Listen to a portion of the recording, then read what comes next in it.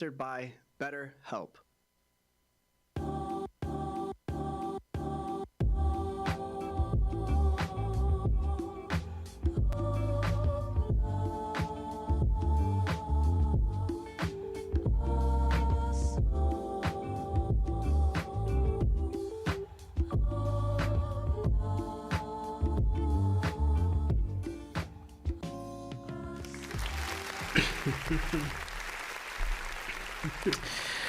Hello.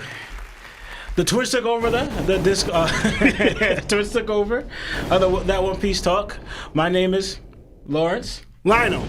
and Larry and Sebastian. They are not here today, as you can see. So it is just us twins episode. You know. Yeah. So they throw us right into the fire. Like we got a last minute situation that we were thrown into. So we're gonna try to handle it the best we can. You know what? Glad to be here. Glad that you guys could join us. Yeah. You know, and so I guess I'm gonna try to do the best I can. Please be patient with me because I know Sebastian usually handles all this, and so does Larry. And it's my first time handling this part of the aspect, so I thank you for your consideration and patience. But yeah, welcome my flashy Nakama. Yes, I said flashy. It's flashy Nakama instead of fools because you guys are not fools. You are Nakama, you know, unless you are fools. I don't know. But anyway, so I guess what Sebastian normally does, right? He reads off who's in the chat. So I'm gonna try and do that. And don't come at me because I know, just expect your name to be just butchered, okay? Don't expect me to say your name right.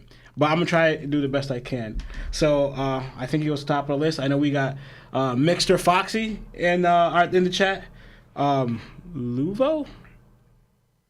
Yeah, Luvo or Luv, I don't know. Or Luv in the chat. We got Zoro D Joy Boy. We got Don't Call Me Nika. King Flame D. He's son. Alex Roberts. Bonesaw. Three mid. We got also Firearms. We got Grim _ Mamba Kid. No, Mamba Kid. Mamba Kid. Okay. Alex Messi. Twilight Straw Hat. Monkey D Jiraiya. We got. I don't even know how to say that one. You're just not gonna say it? I don't know, man. Sledgefield, I think. Austin Hart. Vista D. Go Handle Roger. What? Brandon Wigfall. See, that's not even letters, I think, or a word. I don't know how to say these. I don't know how Sebastian does this or Larry does this, right? We got Left Lane John Wayne. But you see that I'm struggling, so I'm probably just going to stop it there. You know? Like, just, you know. Yeah, anyway. I appreciate you all for being here, though, with us. You know, twins only episode. Yeah. You know? So, yeah. So, today we got no chapter, right? So, it's just basically we're going to read some super chats, and we're going to take some phone calls to hear from our Nakama. You know? So, yeah. So, I'll read the first few super chat that we have here.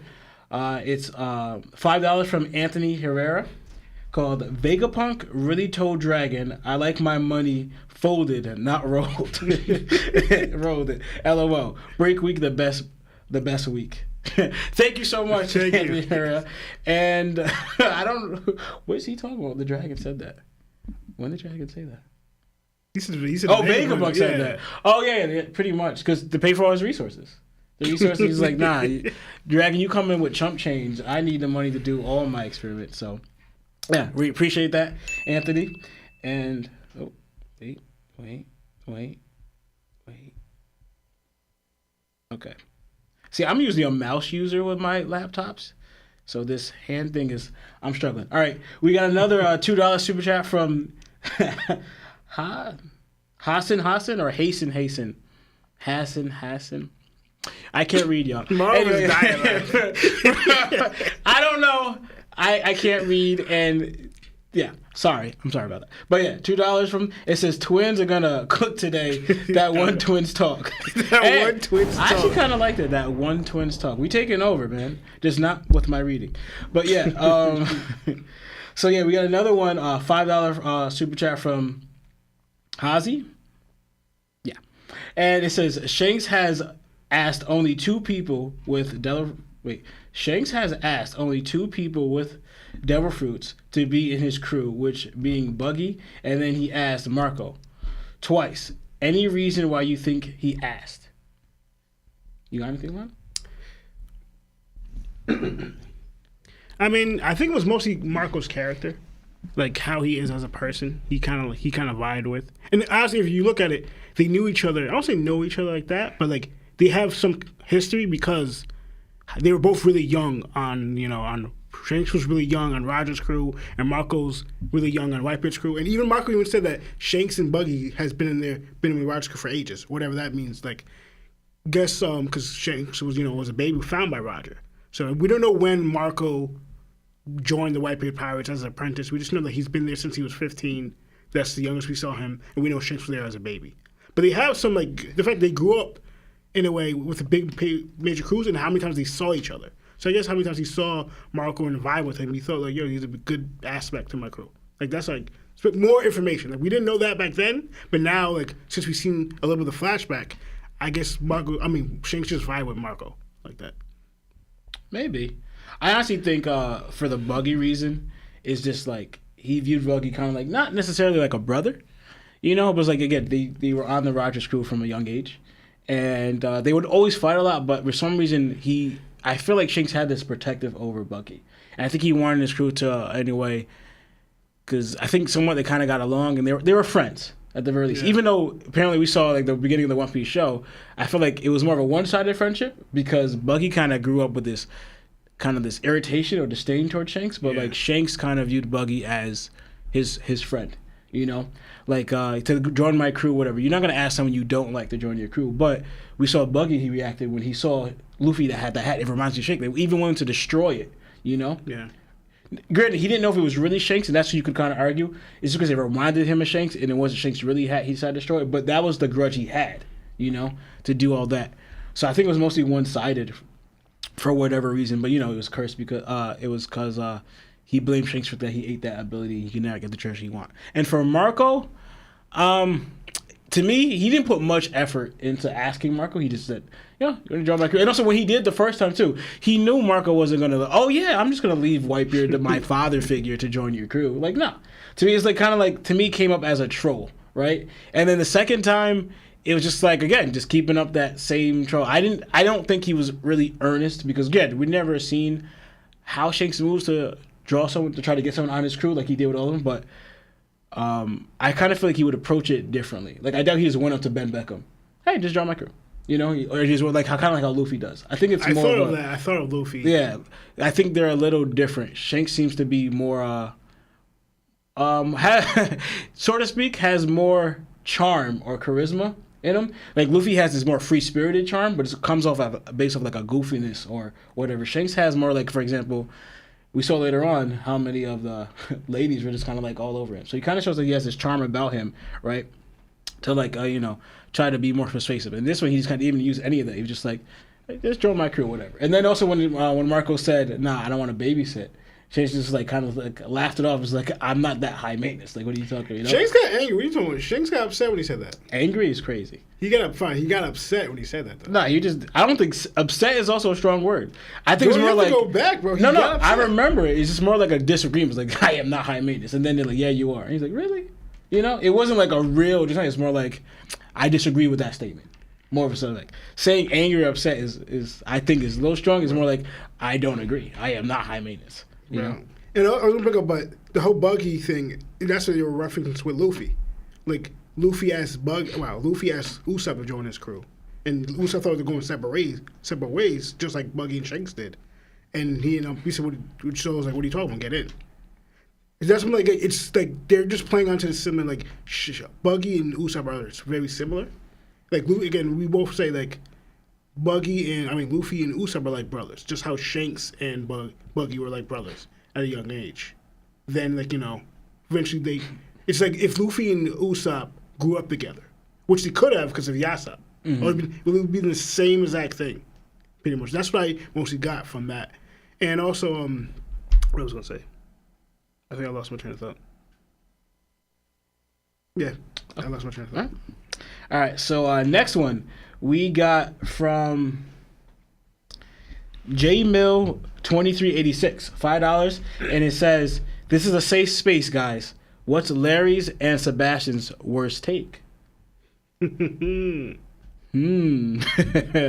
a good one. Yeah, honestly, we all have pretty. We're talking about on the podcast. I think just mean in general. In general, we also had some pretty wild things that we said. To me, I think one of Larry's worst ones was early on. This was like early on, like so. Larry's like knowledge at One Piece wasn't there yet because he was just slowly getting into it. But how he saw the dynamic, he kind of understood that like Nami was the real captain, right?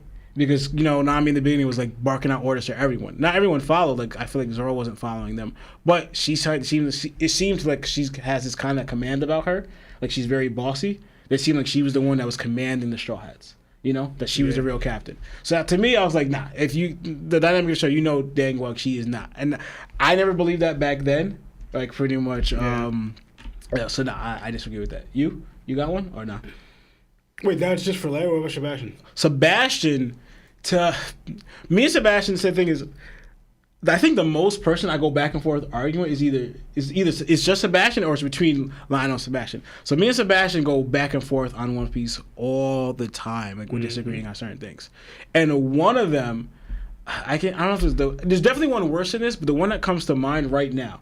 So if I think of another one, I'll say it. But the one that comes to mind right now with Sebastian is that when he told me that he believed that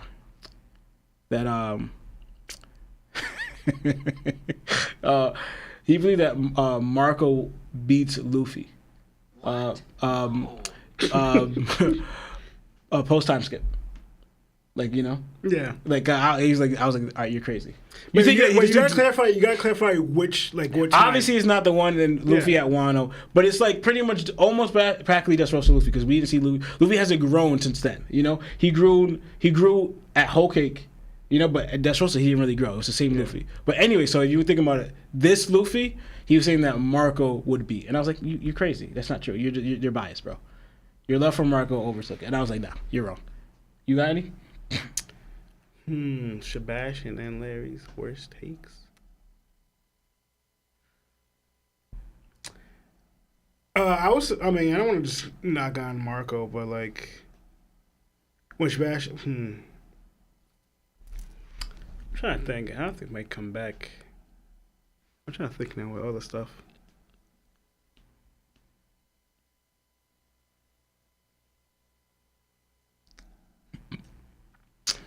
I guess it would be Bastion saying that Usopp's gonna have conquerors. Oh yeah, I forgot. That's what I should have said. That was one of them. I was that's what I should have said. That's one of them. But also too, I feel like a lot of people, for some strange reason, because they don't understand what conquerors is. Yeah. They share that idea. Like Usopp's not gonna get it. But that's a good one. That's a worst take. That's a bad take. And I guess one of them was I think Larry was when he said that. Wow, so it was still funny though. It was still funny. Remember when Larry said pretty much the Scarab's gonna oh my beat goodness, Kaido? yeah, the Scarab's gonna beat Kaido. It was wild. It was wild. Yeah. People be falling into the hype. That's what it is.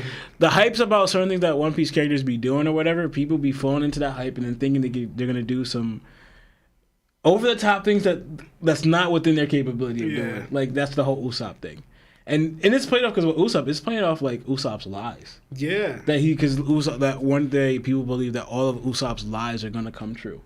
It would be funny, but I don't think Oda's even gonna do something like that. In all honesty. I think it depends, because if you're going with the gag, how funny that would be. But I'm trying to think, did he start doing that already? Did any of them? Because I know people, I think, making videos or making things that, this Usopp lied here and it came true here. Like, I don't know. I know some people are doing it. I saw on YouTube that they're looking for that. But I don't know if Oda actually did it at all since then. If they were going to do something like that, they would have to be some of it on Wano. Because remember the whole thing where Usopp lied to Chopper saying that he took out creatures, a bunch of that giant shadow. Yeah. He's like, hey, Chopper, I fought an army of them. Right? Yeah. Him taking out at least one number would have played into that whole. Yeah. It came true, but he didn't even do that. Yeah. You know? And also, and that's what probably people might go on to Usopp might have in Conquerors. Because remember when in Wano, when Usopp was riding that animal, and pretty much Conquerors happened. Yeah. And Usopp said it was pretty much him doing it. That might lead to Usopp's lies going to come true. He lied about him having Conquerors. That means he's going to be the Conqueror later on. I'm like, bro, that's not. No, it's not. It's not because it's the same thing with Buggy. And that's why I always link them. Like you said, they have a lot in common. But the thing is that Buggy, people just believe stories about him that he's not even telling. Yeah. You know, Usopp is telling all these stories, and then they both kind of fail upwards. But I feel like Usopp goes to the blunt of it more than Buggy. Like Usopp be getting beat up, but he falls into this trap where like people believe him, or it ends up working out for him, or he ends up getting saved somehow by something else. But Buggy, just like his surroundings are strong, and then people end up believing this history he has, but that should have made him strong, but it didn't, because he's not strong. Yeah, and also, and if heavily like if Oda does give Usopp Conquerors, he has to write so well. Like, you don't because in a way, if he's giving Usopp Conquerors, you're kind of contradicting everything, like all the other Conquerors and how they got in, who they are, and as a character, and everything.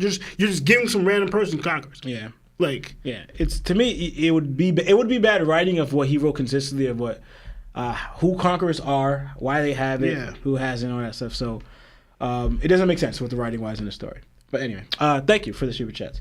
To continue, we have $5 from Sheldon. It says, if you could have a guest to interview from One Piece, who would it be?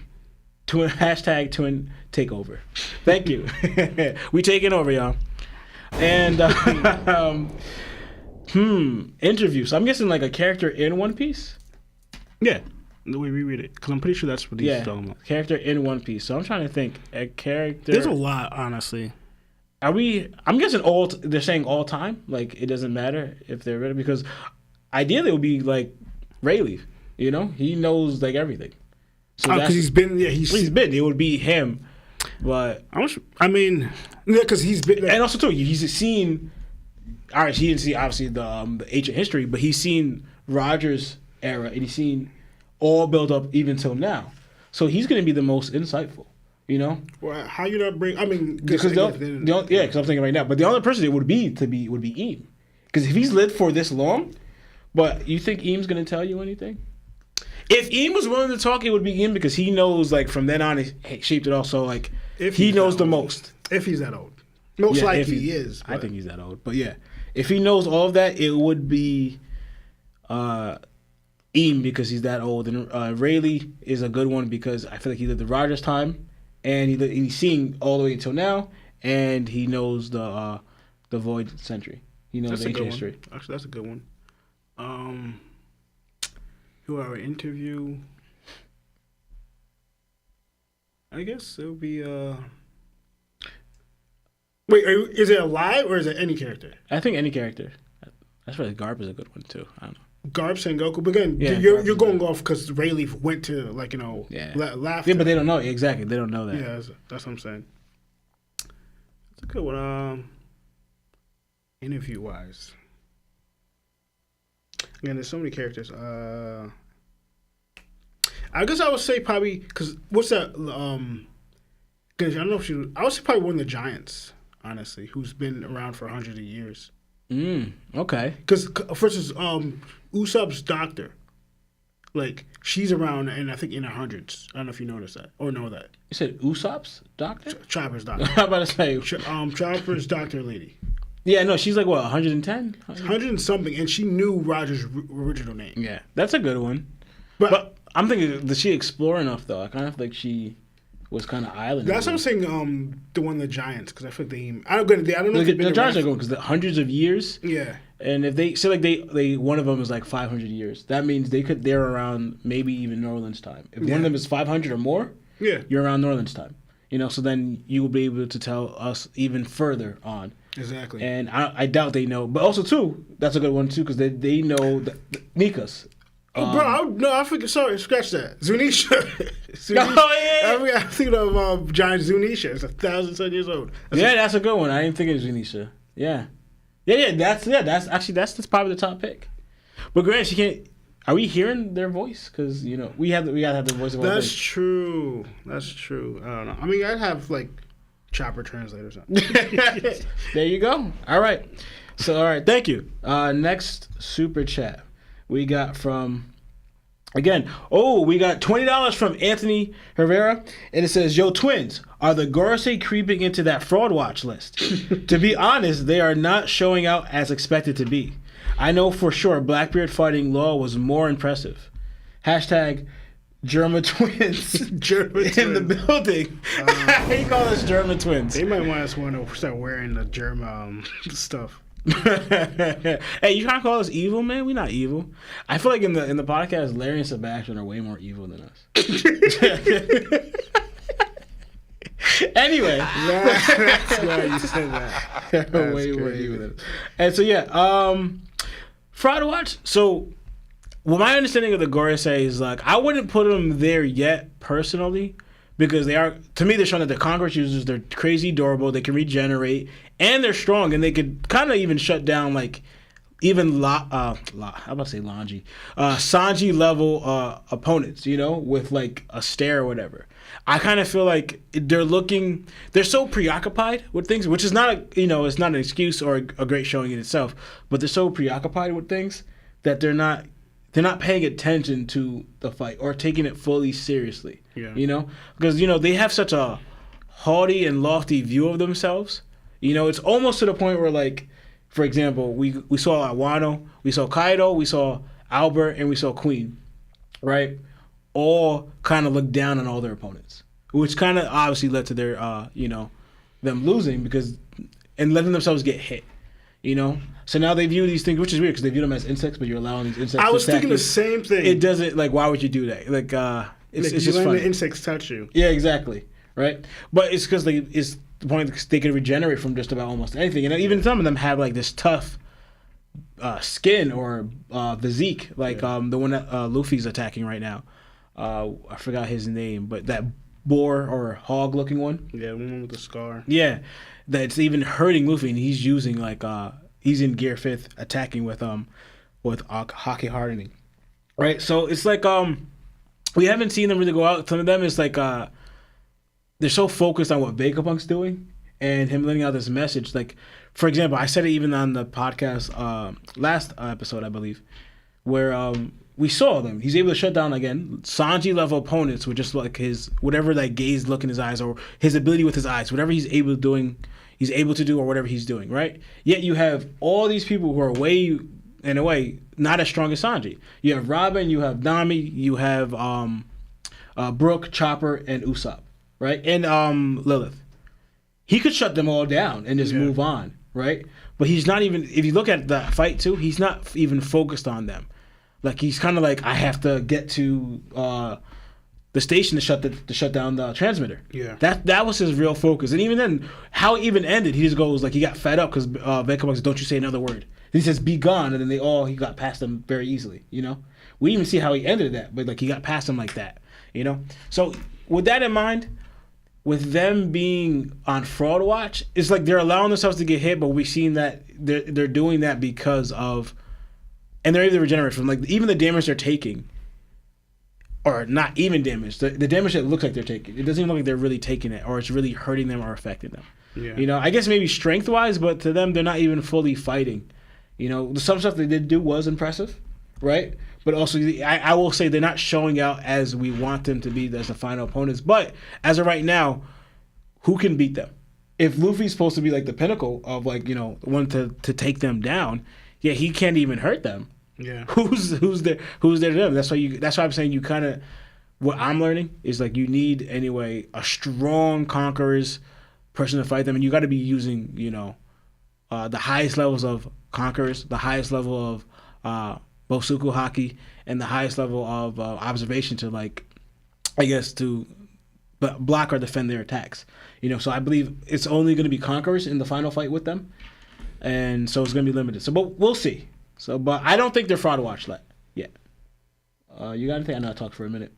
Now, most stuff you said, I agree. Because, like I said, they're letting themselves get hit. They're not really actually fighting anybody. Like, I know, like, some point it looked bad when Kuma hit with that one guy, and he, like his arm came off and stuff, and like and how much he flew, but then he really bounced back like it never happened. Yeah, exactly. That's something like they're bouncing back like nothing happened, taking this like heavy damage. Even with Luffy, with the amount of like hits, like Luffy's partially taking down an ammo with his hits. Mm-hmm. Luffy's doing something similar, but it's not really affecting them. So I guess we gotta say we have to see a real fight. Yeah. But right now, I do say they are impressed with the fact that Luffy's using haki, using conquerors. In his strongest form. Yeah, in his strongest form, and it's not really hurting them. You gotta acknowledge that is actually happening, which is because he was rocking Kaido. Mm-hmm. And again, it could be hurting because we see blood, but also, like you're saying, they're not really making sounds or grunts. But then again, they just regenerate. Yeah. So, is it really hurting them? And if it is, they're just regenerating. So, again, how you beat that? Exactly. So it's I know they're not showing really good, but deep down, we might need someone like Roger level hockey or Shanks level hockey or Kaido Big Mom level hockey to hurt him. But again, we're just speculating at this point because we don't know what's going to actually hurt him until obviously they got to have a weakness. Yeah. But we just don't know what it is yet. Yeah, and also too, just to add it before we move on to the next super chat, it's all right, we're seeing all this stuff what they're able to take in durability wise, but also let's think about attacking wise now too. Yeah. What they're able to dish out in attacks and how that would actually affect someone who they're taking seriously to attack with their conquerors and with their hockey and all that stuff. It's going to really show their strength, So in that aspect, because we're just mostly seeing them on the defensive, and they did some light attacks too, what we see and what they do. But a real focused attack on someone they recognize as strong or someone they have to take out, whatever, I think will show the difference. And then I think then we could really see if they're really supposed to be,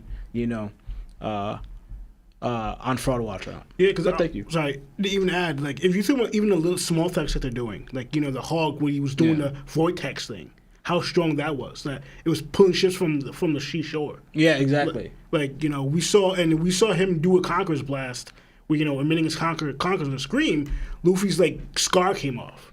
Even though it was for comic relief, but they're showing just little things that they're doing. We saw how fast Ethan is. So we're seeing a little glimpse of their abilities, and they're just barely touching the ceiling. Right. They're just showing a little bit of their strength, and it's actually really impressive in general. Again, they're having a hard time, and they're not even going all out. Mm-hmm. Granted, they are in their awakening. I do say they are in their awakening, but they didn't say really a named attack yet, to our knowledge. They're just doing little stuff, and it shows so expect that they're going to be a lot stronger than we think they are, even though the show was not that great. But just think of the little bit they're showing and how powerful it is already. Imagine them being serious or having a named attack in those attacks that they're doing. It's going to be different. Yeah. All right. Thank you for the super chat. And next we have Mike Super 17 with $2, and it says, Lionel, I got your back. Love Marv.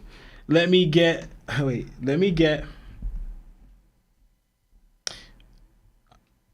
I'm confused. Let me get him. Oh, okay, because it's one word. Okay, let me get him. Hashtag I'ma call Seb. Call him. He's probably busy. I don't know what he's doing. But give me 1 second. Okay. And thank you for the super chat. And then now we got another one from we got another one from 𝗍𝗏𝗏, $5, and it says, so the agenda is clear after last chapter. Warcury over Kaido. Because when Luffy was punching Warcury, it was hurting him, but over Kaido. So I would say at the least, what we're talking about, he seems to have a stronger physique, or stronger body, and I guess blunt tax wise, because Luffy is struggling to get past that. He was struggling to he needed all this just to hurt Kaido. He's using all this, and he's getting hurt by Warcury. So I can understand that. So durability wise, or toughness, or hardness of the physique, I would say is an upgrade that Warcury is in the front and on against Kaido in that. But overall strength still remains to be seen, but I kind of expect the Gorosei should be the top opponent. So yeah, you could kind of say that, right? But I believe that the Gorosei should be stronger, the strongest people that Luffy's going to have to fight, But then again, I'm kind of thinking that Shanks and, he's going to team up with Shanks and Dragon are going to help Luffy fight the Gorosei. But yeah, good. You got anything? Again, it's understandable, but I can't just go off this because again, one's an awakening form, and Kaido didn't. Very true. Very true. So that's I'm like, like I can't say somebody's over somebody when they're at their pretty much at their strongest form, and that person never used their strongest form. But then again, that's the whole argument. If I believe he has it, but if he has it, so like Warcury was able to awaken, but Kaido wasn't. No matter what, it's like, but if you awaken, he's stronger. No, it's like you didn't awaken it, you're not stronger because you didn't awaken it. But that's something we don't know if he did not. Like we don't know. Like again, to our knowledge, to us, he was holding back against Luffy. Yeah. And again, we see a little more and more throughout the fight with Luffy. Kaido's dishing out more and more of stronger hits, stronger haki. So we don't know. Again, he just whipped out Future Sight out of nowhere because apparently he had it in his back the whole time. I mean, we're gonna imply that he probably had Awakening this whole time, just chose not to do it because Kaido placed him in scrap. While Kaido didn't go in his Awakening where Luffy did, we don't know. Mm-hmm. But the fact is, I assuming that he got it. And the fact that he explained like the Awakening itself, kind of like most likely had it. Yeah. He just chose not to do it during this fight with Luffy. Yeah, that's how I view it. That's why one reason I know people are kind of like done with Kaido and done with but to me, I think Oda could write it well because also if you're bringing back people from One Piece for whatever reason, if you write it good, I think it will be good that you have Kaido come back, right? Because remember his statement saying that he believed the only person that can, or the person he really wanted to fight, right, or the person that could beat him is Joy Boy, right? I'm not even sure if he knows about Nika, but he said Joy Boy, right? But now you're finding out that the Joy Boy, from what we learned, is a person who ate Luffy's fruit. So in a way, Luffy is this generation's Joy Boy, right? With that knowledge, how would you fight Luffy now? You know? Like, because what if, for example, Kaido does this? He goes into his awakened form, right? And then, you know that last attack he did where he's able to cover his body in that magma thing? Yeah. What if he goes into his awakened form and does that? And then also does Conqueror's Coding with Advanced Rio, right? And he really starts using Future Sight and hardening his skin to really, like, I'm talking about using your abilities to, like, how you could really use them. Kaido's a different fighter. You know? Yeah. With all that, your dragon scale thing with an Oni and you're able to flame him, then you could hockey harden that. And all that stuff, like you're gonna be a lot tougher to fight. So seeing that Kaido, and seeing how he would fare even the Gorosei then, or like fighting Luffy now, but Luffy also has to grow more with his ability. But I think it'll be interesting. That's what I would like to see. Because I know people are mostly talking about like, because Sebastian brought up the point, well, Kaido has to do all that stuff to be as durable as the Gorosei guy, right? Mm-hmm. And while the Gorosei guy just in Awakening, he's just that durable, right? And I'm thinking, I understand that's fine, but again, we don't know the durability that Kaido's Awakening would produce. We already know that Kaido already, in his regular form, like no dragon, his durability was so hard that Luffy's hockey hardening in Bowman didn't do anything. So Luffy mentioned like punching through Kaido's scales, like knowing how hard it was. Again, that's just Kaido regular, Kaido hybrid, and Kaido in full. We don't know what awakening a dragon, mythical, mind you, a mythical dragon's durability is. We don't know what durability that undertakes, and that's the point I'm making. Yeah, how his scales, because that's what's talking about what made him so tough to hurt. Yeah, what would it take to penetrate an awakened dragon scales? Exactly, because for instance, we know the Gorosei is in awakened form. We don't know his other forms. Yeah. We don't know his hybrid regular form. We don't know even how durable he is in those forms. We just know how durable he is in his awakened form. Yeah, how can I not say the same thing for Kaido? Mm-hmm. That's the point I'm making. Yeah, that's a good point. Thank you for the super chat. And so we got another one. We got another one from Off Brand, $5, and it says, "Marco is going to Eppo down to retrieve Edward Newgate. That could be how Doflamingo escapes. Who else would take advantage of this attack?" So I'm guessing he's talking about retrieve Edward Newgate. You know what, Weevil? Yeah. Because remember, Greenville took him. Did they say they're going up or down? So, no, but it's more like, for example, what's her name? Old Stussy? Old Stussy. Old Stussy. Old Stussy was complaining to, like, trying to get Marco to help out her son, I guess, So the whole thing is like, all right, that he's going to help him out. But then I don't think Marco has a motive to do that. You know? Why would he? Because I don't know if Marco's getting involved at all. Because also, too, we already know that Weevil was attacking, or in a way, so to speak, Marco's brothers. You know, all of Whitebeard's sons. And possibly even, like, taking them out, like, ending them. Yeah. So why would he be like, oh, yeah, I'm just going to help him now to relieve him when, no, you're attacking my brothers. I could see Marco going there, because going into the question to find out if he's really his son. But freeing him, it could take a turning point. How Doflamingo escape? That would be interesting, because I kind of feel like Doflamingo is going to escape too. But the only problem is, like, what is Doflamingo going to do? What story is left for him? You know? But they keep showing him, and the way they see it, it seemed like he was going to escape to me, like he was plotting something. Who knows? That could be interesting. I'm not against it. And to me, how they play it out, I'm for it. But if they don't do it well, it's just going to raise, like, does this make sense? You know? Anything? I mean, pretty much the same thing. Because like, why would Marco help? Yeah, exactly. That's like, why would you do that? And like, gosh, that's the question right there. Like, why would he help him? Like, even if she asked, but like, why should he care? But Marco's also retired. Like, the only reason why he went, to Wano, because they asked, but also connections with Luffy and like it was a little more. Like, there's reason why Marco went to Wano, like a lot. There's really, to my knowledge, no reason why Marco would help Weevil. That's like I don't know. Yeah, I don't have any. I don't have a good reason for him to go help him out. So like, yeah.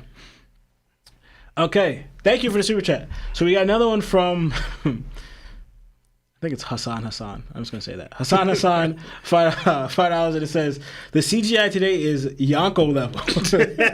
Tonight's episode's aura will increase by 2,000. Law D Diff, why'd you make me say that? Why'd you make me say that? Hashtag I love Lawrence, but don't tell him. You just told me, man. And hashtag Larry and Seb went for milk. Guess they ain't coming back. We're taking over, y'all. Taking over, man. Twins take over. All right, we're just working out the rough edges. All right, thank you for the super chat, and we got another one from Baku, $10, and it says, you have to replace Zoro and Sanji with other anime characters. Okay. Who are y'all picking? Okay. Who are y'all picking? Some of the I want you to answer. Okay, hold on. Who are y'all picking? Period. Okay. Some of I want to answer from this question.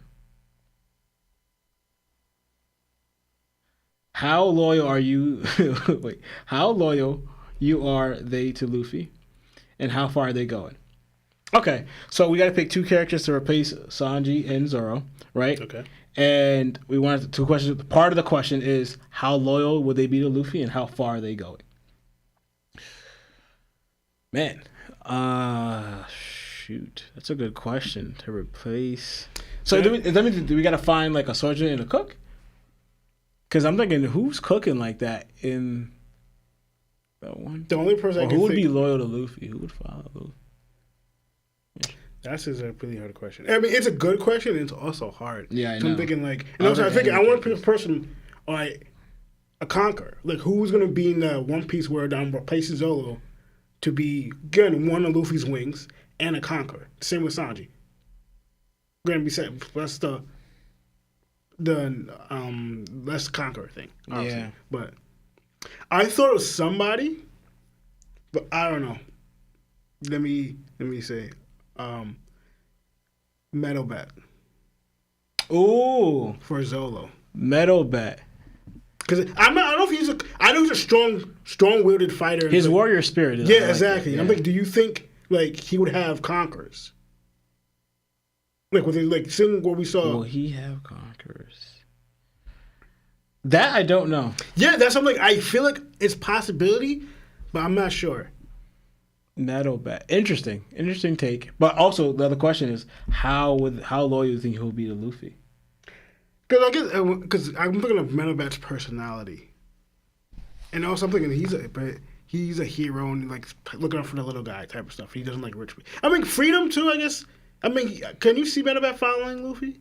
Because this thing of like The whole because I don't know he being worth the world. All right, we gotta do it this way, right? So you're seeing how like Conquerors or Zoro got in a way. Yeah. Got and it started from like being indebted to Luffy. Okay. Right? Because in that situation, he tried helping out a little girl. Right? Okay. You get where I'm going here? Yeah. Little girl, and then he ended up freeing him because that the situation he chose to help out the little girl was going to get him murked. So right? putting that little girl as a sister. Little girl is ~Metal_Bat's sister, and because of the situation, ~Metal_Bat was going to say like he was gonna he was betrayed in it like Zoro was and was gonna pass. So then because of this, and then Luffy helps him free him to help his little sister. So he feels indebted to Luffy, so he joins. So that would create that loyalty aspect for ~Metal_Bat, I believe. Yeah. How far will they go? ~Metal_Bat is crazy, super strong, and that fighting spirit to keep going. Like it's almost like it's kind of like, you know how Ace doesn't run away and Gold Roger doesn't run away. It's kind of like that. He has no fear, ~Metal_Bat, and he has a sense of right and wrong, and he has also that Bushido mentality like Zoro. No, he has Congress. He has Congress.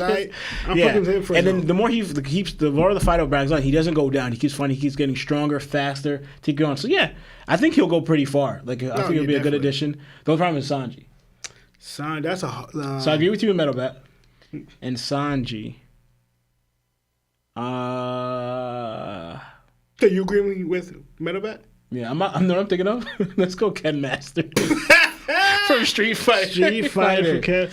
Oh man, that's a rough one. Right? You going because they're both rich, rich, like money. Man, Ken can't cook. Man, what are you talking about? I think he can. Nah, bro. I'm gonna go Ken. Ken Masters from Street Fighter. Ken, I don't think he be cooking. Like he has Ken is cool. Ken is one of my favorite characters, but. Like he's like, you know how Sanji was with the wealthy family, but he actually wanted to cook. That was his dream. Yeah. Ken didn't have that. Like he had. No, he wanted to fight. Yeah, exactly. He wanted. He's never. You don't see Ken in the kitchen. You don't see him cooking food. Yeah, no. But with his money, he can pay for classes. He can learn from the best. I don't know. I'm trying to think. I don't know. For Sanji, that's a rough one. I like the Ken kinda. I thought. I think it'd be interesting. The loyalty aspect, Ken's a loyal dude. If he just builds up, like for example, he'll get his Ryu in ~Metal_Bat, right? So it's gonna be odds. So they're not gonna battle against each other like how Zoro and Sanji were. I think Ken and ~Metal_Bat will get along, right? And Luffy, I think he would find Luffy amusing. Right, I can see that, and he has that charisma, like the loyalty aspect of what's right, and he'll see what Luffy's doing or why he's doing it. I think he'll be loyal to Luffy because Ken's a loyal dude, and he's honorable, and he would respect what Luffy's doing and why he's doing it, and he'll find them amusing. You know. Also, too, it's Ken. He sees Nami and Robin on that ship. He's coming. Oh, bro, he's coming, right? Bro, he's coming. True. It's gonna be just like Sanji. You think Sanji would pull them before Ken will pull them before? Ken will pull them before Sanji because Ken's not a goofball. Like Sanji's like a goofball, or whatever. True. Like he lost his game when he met Sanji. I feel like Ken, it'll be different, but yeah. Because also too, like I don't know.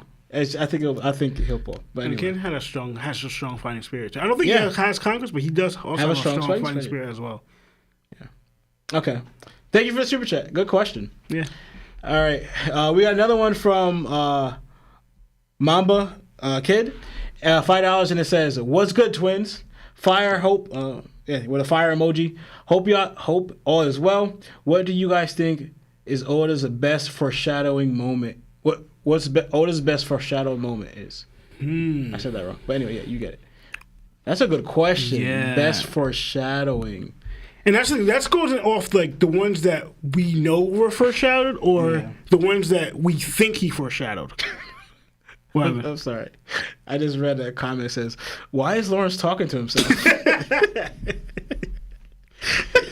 It's so stupid. But that was funny. Best foreshadowing the moment. Because you get what I'm saying? Like, there's ones that we know for a fact Oda did on purpose. But there's ones like, yo, did he? You start questioning, like... See, I feel like this is a deep one, and I want to answer it. Just because there's ones that come to mind, but best is the answer. Yeah. Right? But to us, though. Yeah. Because to me, the one where it just impressed me was the beginning of the episode. But I'm not gonna say it's the best one, but I just want to share it because I don't have breaking it down. What is the best one?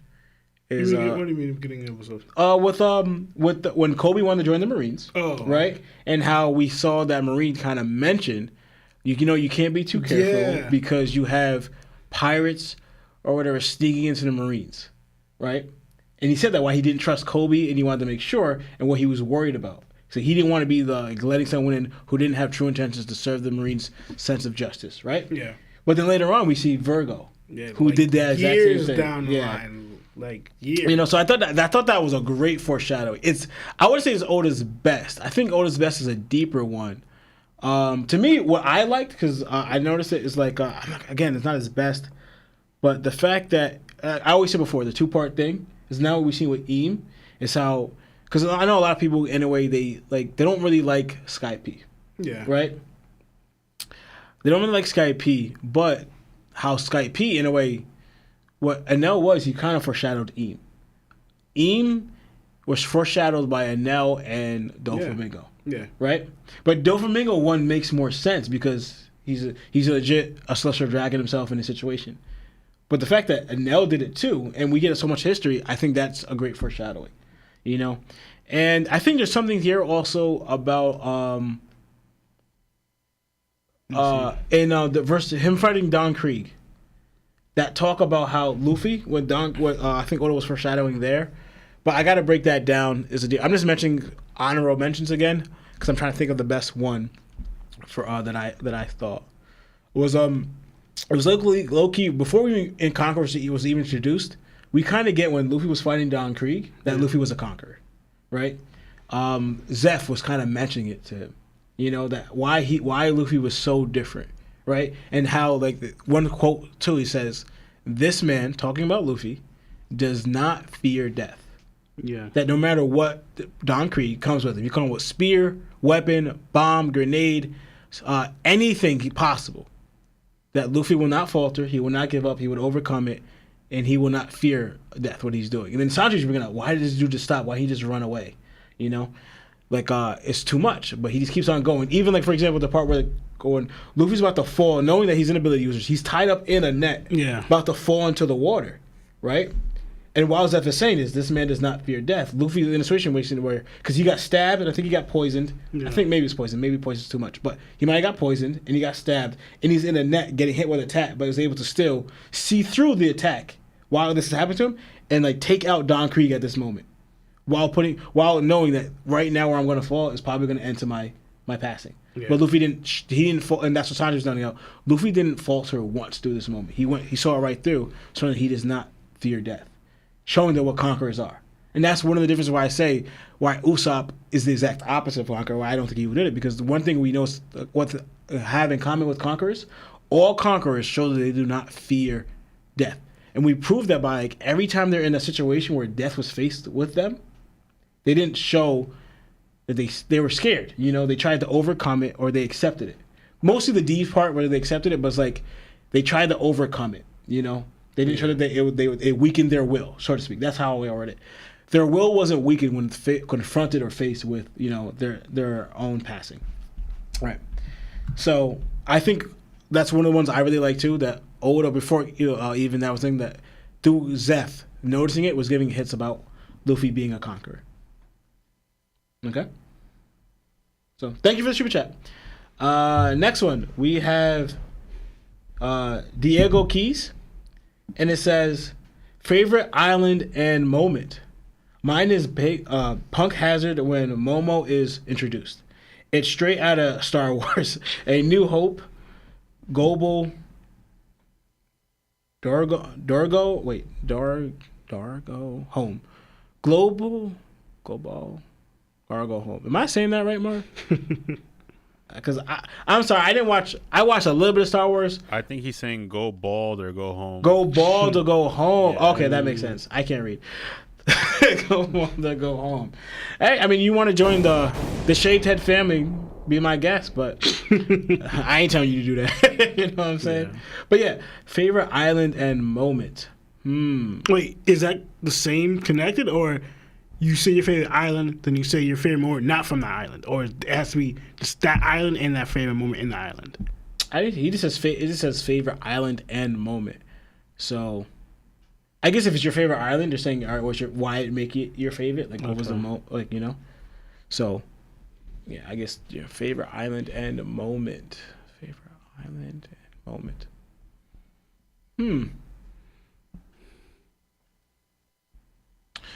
Favorite island. I don't know if I have a favorite island. You know, there's stuff I really like. I guess I'm going by like the arc you were kind of excited to see. Yeah. You know, I don't know why I've always liked when because it's like a 2-part. It will be in this situation. It will be 𝗍𝐿𝐷, but not that it's my favorite island. But I like, for example, when Luffy was going through the pirates, you know, going to island, then he come across, you know, 2 islands. One was Jaya and one was 𝗍𝐿𝐷. But the reason why I like my favorite island is because both those times Luffy is in a gathering of other rookies, right? So you think about it, 𝗍𝐿𝐷 was Jaya was 𝗍𝐿𝐷 before 𝗍𝐿𝐷, right? We got the supernovas then, but we got the preliminaries where we met Bellamy and the other ones. And at that time, Bellamy was the one that was taking out or attacking all the other, you know, rookies, and Luffy only fought Bellamy. But it was a bunch of island where a lot of rookies kind of met up, and it was like working into who's gonna reach the middle part where that was. I've always liked that. Like you had an island where like just you're kind of living your life doing whatever, but you got to get into like altercations or battles or skirmishes or fights with other pirates. So like that, and then it was even more so with I liked 𝗍𝐿𝐷 a lot. And to me, my favorite moment in that arc, so I like when Luffy's like, you know, being his best self, so to speak.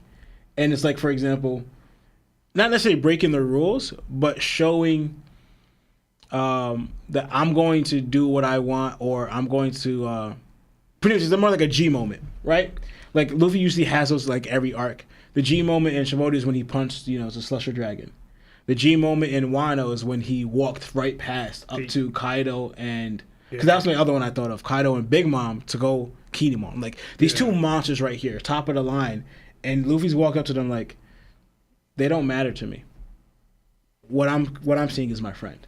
So he just walks right past and like I'll take care of you when I get to you. You know what I'm saying? So like I like moments like that. So usually when Luffy has those, but favorite island, I think it still remains to be seen. Yeah, but those also. So I mentioned my favorite moments. You got one? You got any? Man, I mean, there's a lot. I mean, favorite one. I mean, there's so much stuff. And honestly, when people ask these questions, I get like my mind starts scrambling. I know. Like thinking of all the stuff I watched and read, and I'm thinking of moments because I do acknowledge that certain moments in the anime, they hit home a little more than the manga does. Yeah. Like when Luffy walks through the 2 Yonkos, like Kaido and Big Mom, then pretty much Kaido's gonna hit him and Luffy jumps up. Then Luffy jumps up in the air and does the Red Hook. Then you just felt all the emotions of all the stuff. They remember they show like a mini flashback of all the built up of what happened in Wano in those 1 seconds. And Luffy's like, in a weird way, took all the emotions of what happened in 20 years in that one hit to hit Kaido, and he went down. Like that moment, the music and everything, and Luffy says pretty much like, you know, I want to surpass you in the song. Like that was great. It was fantastic how they did it in the anime. And like that's what I'm going back. Like I might have one, but I didn't see it also in the anime. Some of them. So I'm like, it might mean more to me if I see it in the anime than vice versa seeing it in the manga. Yeah. Because they built you up in the anime. In the manga, it's still great. It's still good. The manga's still better than the anime. But I do forget there's certain type of emotion you get a little bit more when you watch in the anime. That's what I want to answer this question, but like I feel like I can't fully because when I think of what moments now, I'm thinking of the anime because I used to watch the anime. Yeah. Not the manga.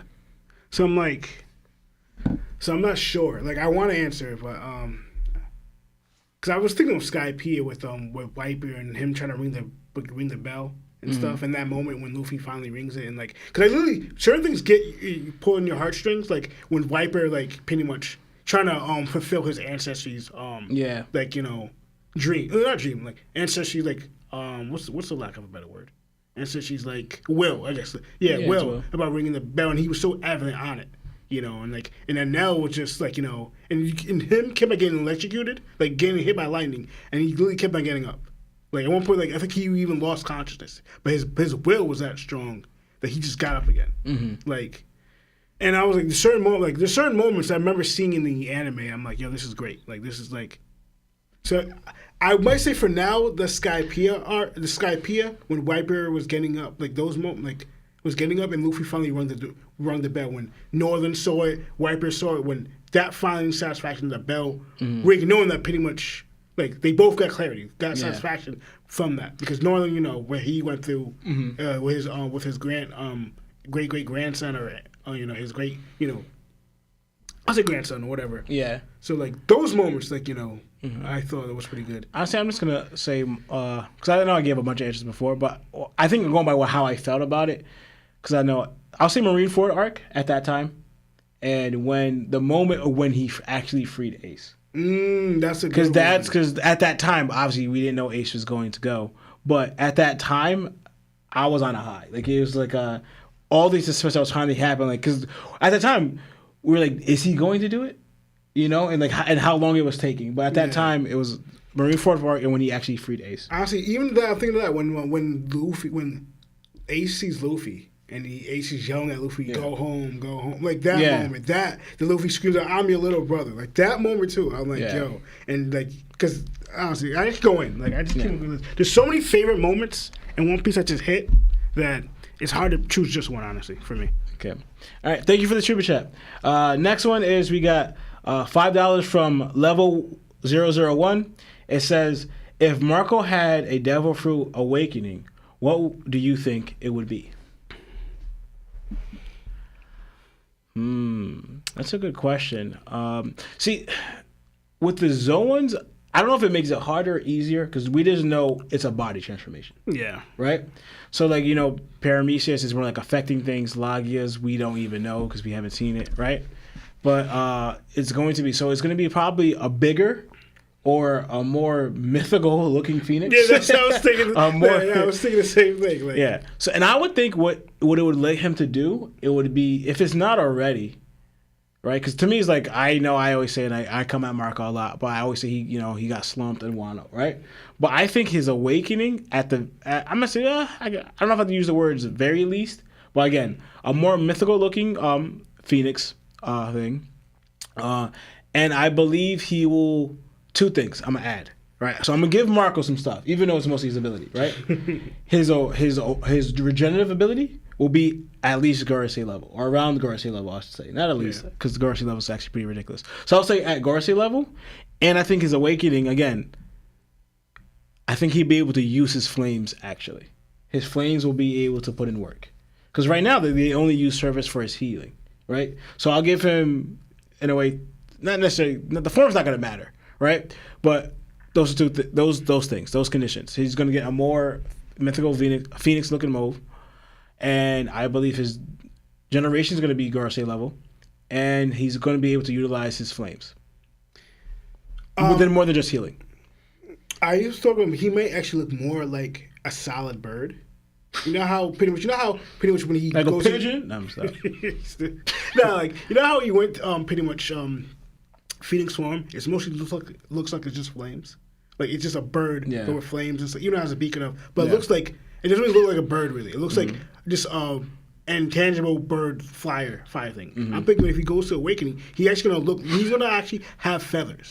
You know what you made me think of? What? He's gonna turn into that rooster from Samurai Jack. Like when Samurai Jack got turned into a rooster, he's gonna be like, that's what Marco's gonna turn into. A rooster? Not even a Phoenix, a rooster? A rooster that Samurai Jack turned into. Hey, Samurai Jack was a beast, bro. I mean, and also I was thinking of like, I think he's going to dabble into other things. Like, you know how Brook, was able to come back to life pretty much with his ability? Like, if he passes, he was able to come back to life. He just got to find his body. I think Marco's pretty much not going to defeat death, but, like, you know how, again, the Phoenix rise from the ashes. Yeah.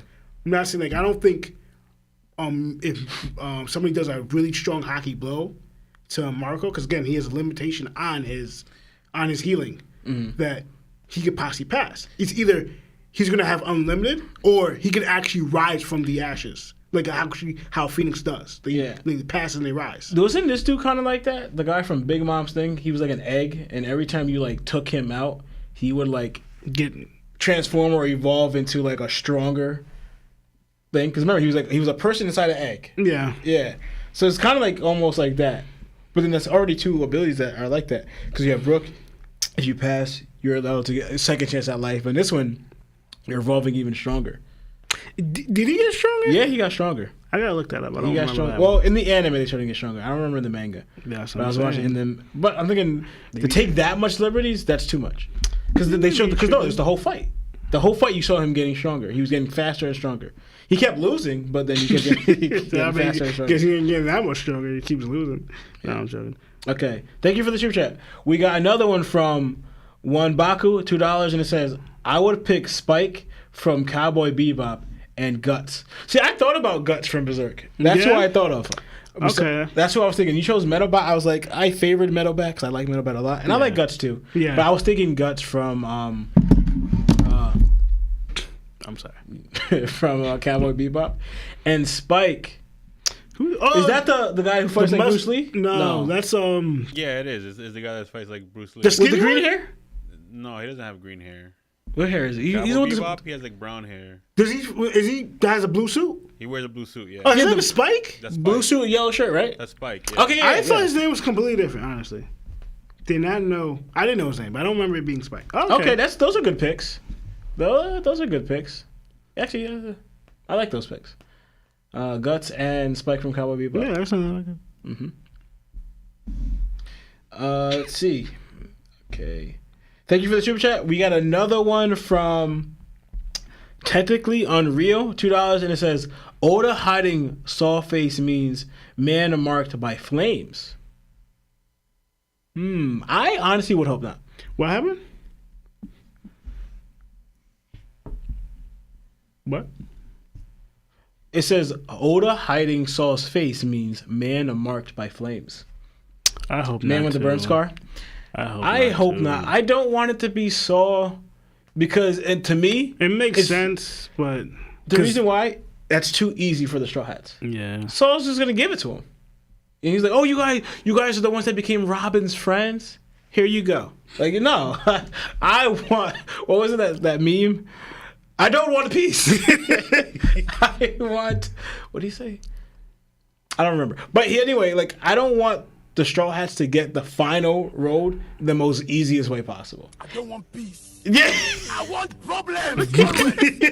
Exactly. For the Straw Hats, exactly. Because, like, they fought to get, like, every single one. They went on an adventure. They went on a journey. They went to, like, they went to the world and back to get, from Big Mom. The only other one, because they already got an easy one.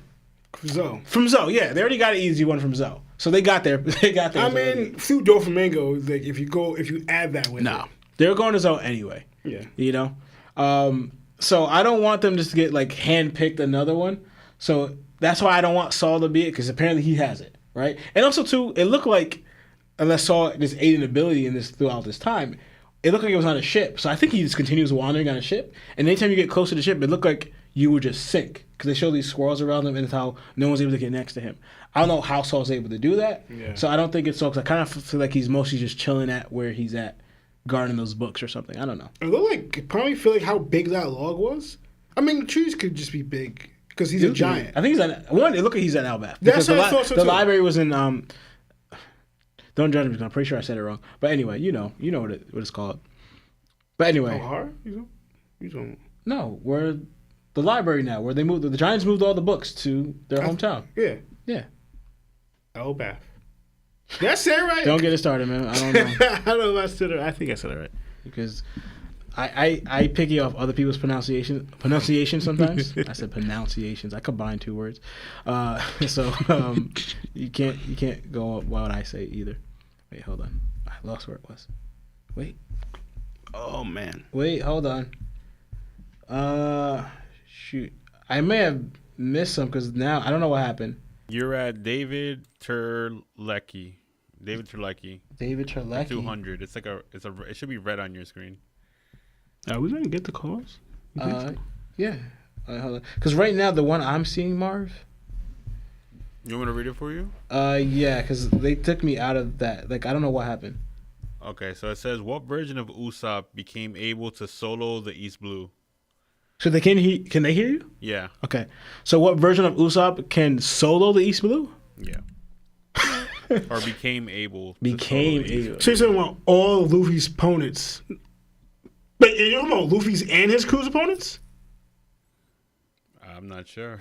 So the last previous so at East Blue, Solo is. And we just take Luffy's opponents because all of East Blue is crazy. Yeah. Right? But even like I don't think Usopp's. Do you think he's getting past Arlong?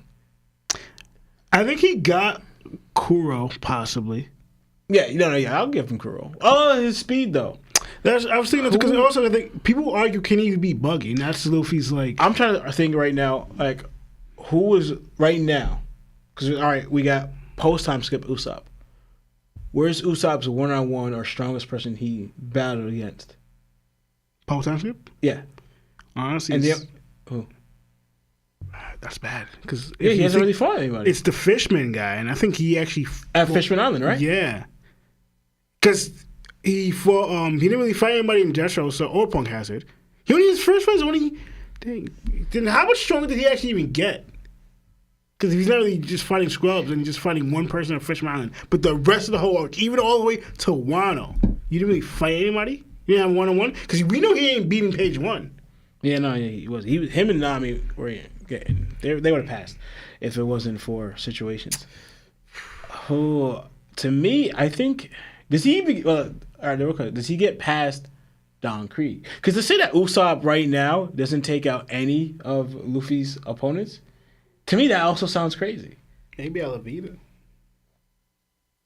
Well, now he needs hockey because things just slide right off her. Everybody said East Blue. She's she was big girl when she was. No, but she was also remember she shortly after she ate. Yeah, but they went to Logtown. Yeah, that's East Blue. Is that East Blue? That's because that's Golden entering to the Grand Line. If you're adding Smoker, bro, stop because No. yeah, exactly. That's what I'm saying because that's part of East Blue. Honestly, again, it's questionable if he can even beat Buggy. That sounds crazy though, because Buggy was. I might second give you opponent. Buggy. I mean, it's the same Buggy. He can because Buggy gets hit by a blunt attack, so he's not gonna be chopping him up. A plant thing, he takes Buggy like no. I believe he can, because like his plants could eat him, or wrap him up. But he gets Buggy. and can Buggy separate his body, takes, but Buggy gets hit with physical damage. though. Yeah. So I believe Usopp takes Buggy. Kuro is like, to me, I feel like Usopp's smart enough to hinder his speed. Well, he could be if he could, I don't think he can keep up with it. But remember, Kuro can't control it either. That's true. So all Usopp has to do is have it. One of the things that's able to stop the speed, which I think he does.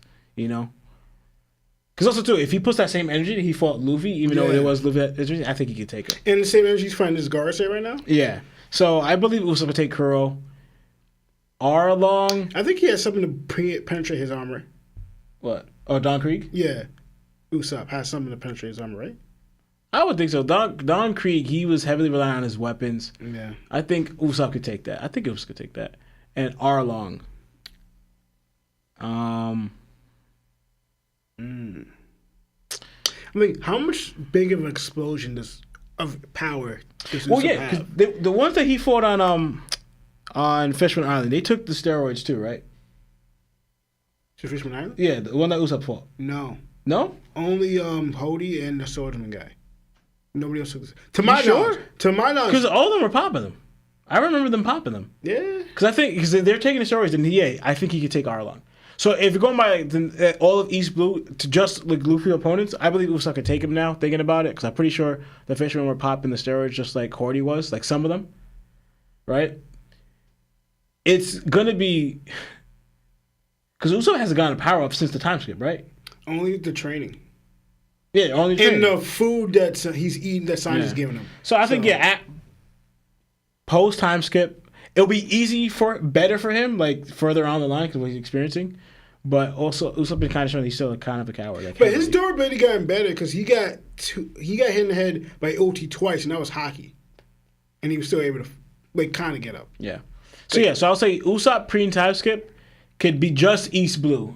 I don't think he's touching Grand Line. And I think it's just the captain. I'm not saying he's taking out the whole Fisher Pirates, the Kuro Pirates, the the Don Creek all by himself like that. Like one man army versus them all. No, but 1-on-1s against them, Usopp could take them. I mean, we could be underestimating Usopp. I don't know. I gotta go back to look to see his arsenal and if he got it like that. Right.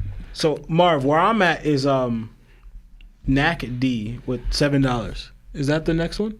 No, you got Ultramix is the next one. Oh, plus David Trelecki, that was a $200 super chat. So. Oh wow! Oh, wow! Thank you. So you read them both? Or no, I can read Ultramix too. Yeah. So can you read them for me? Because I'm not seeing them on our screen. Sorry, guys. Okay, so Ultramix for $2 says, I think I'm seeing double. You are. You actually might want to get that checked because that's not normal, man. I don't know. Project Iceman for $2 says, listening to y'all while doing a 6K instead of 4K.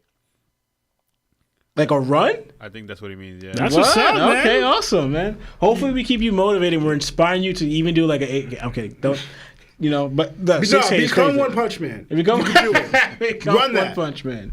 So he wants you to do like push-ups and like sit-ups afterwards. Okay, so now we're at Knack D. You want me to read this one too, or you got it? I'll read it. Okay. Thank you for the super chats. Thank you. Knack D with $7. It says, finally, I guess. Finally got the live. Larry, you whack. Seb, stop yelling. And love the twins. Love you. Hashtag love ya. Good night. Good here. Thank you for the love. Appreciate that. Thank you. Much love. Hey, man. Thank you. Twitch, take it over. All right. So we got another from Framos. $2. And it says, you two are doing great, holding down the pod. Thank you. We're trying to, man. Like, this is literally, I don't know if you guys noticed, because if y'all been like with us for a minute, this is the first time that me and Lana were here, just us. And we're not even fighting and arguing. So we good. Except for, no, I'm kidding. But anyway, yeah. Thank you, though. Appreciate it. We're trying our best, It's great to have when we're all here, but sometimes, we got to handle certain other responsibilities. You know what I'm saying? But yeah, thank you for super chats. We got another $2 from Cuddy Flam. Who's winning, Frankie or Smoker? Smoker. Yeah, because give that smoke. The thing is, like, I don't see how Frankie's gonna compete against the Lagia yet. What do you say? If he had Sea Stone, though, do you still have Frankie? Oh, if he could somehow get because I'm thinking Frankie could create a device that just traps the Sea Stone on Smoker, then it's a wrap. Man, Frankie's not being Smoker. No, if he I'm talking about almost like sea cone handcuffs this dude. Smoker can still fight. You really think he's beating Frankie with Sea Stone handcuffs? You're tripping, bro. Yeah. No. Yeah. I don't think he got it. He can't use hockey if he puts Sea Stone handcuffs on him. There's different grades to Sea Stone, but to me, this dude definitely needs his ability. No, Smoker can fight without his ability. But also Frankie's fought on hockey users. Yeah, that's true. We haven't seen them using hockey hardening, but he's fought on hockey users. Like, he one-shot of Ice Armor, bro. Again, he beat Sasaki. Okay, all right. Because I was going to bring this up before. Because now I'm going to do it because you brought it up.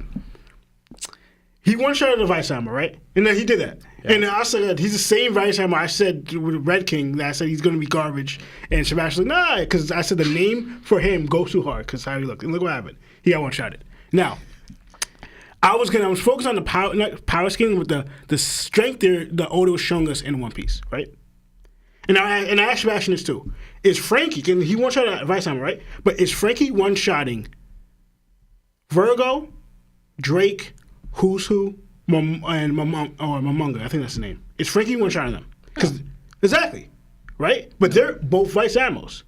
Because people knock the Vice Admirals, but again, to me, Oda showed, right, that the strongest Vice Admirals are around the Flying 6 level strength and up.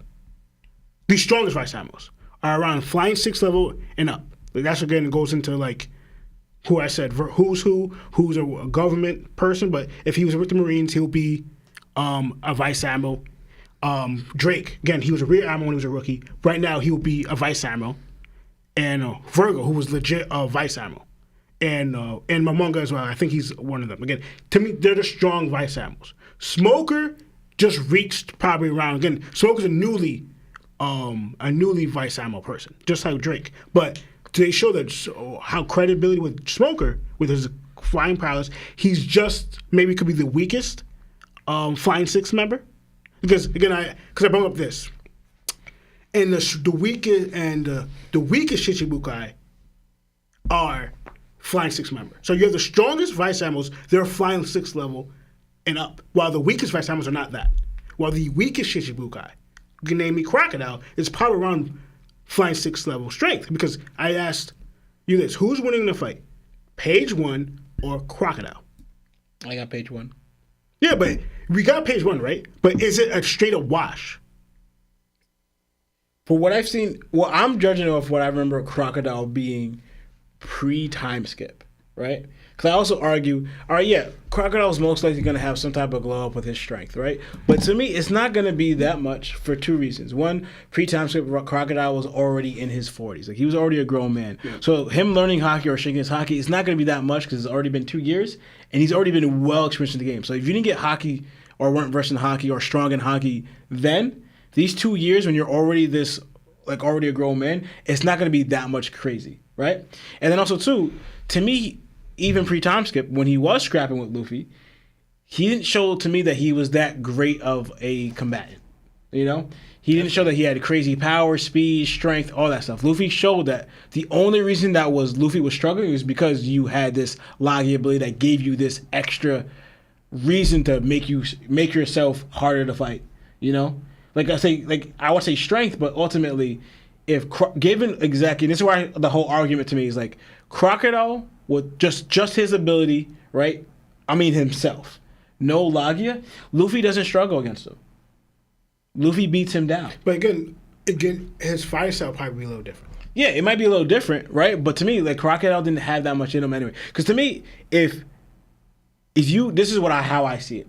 If you have you're a combatant or whatever, but you have an ability and you highly rely on just the ability, especially Crocodile, he was 40 something when Luffy fought him pre-time skip, right?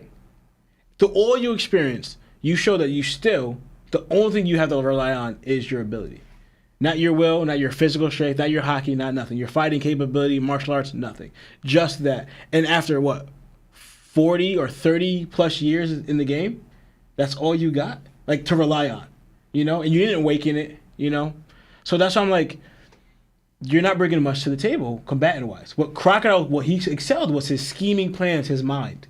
You know, he was a tactician.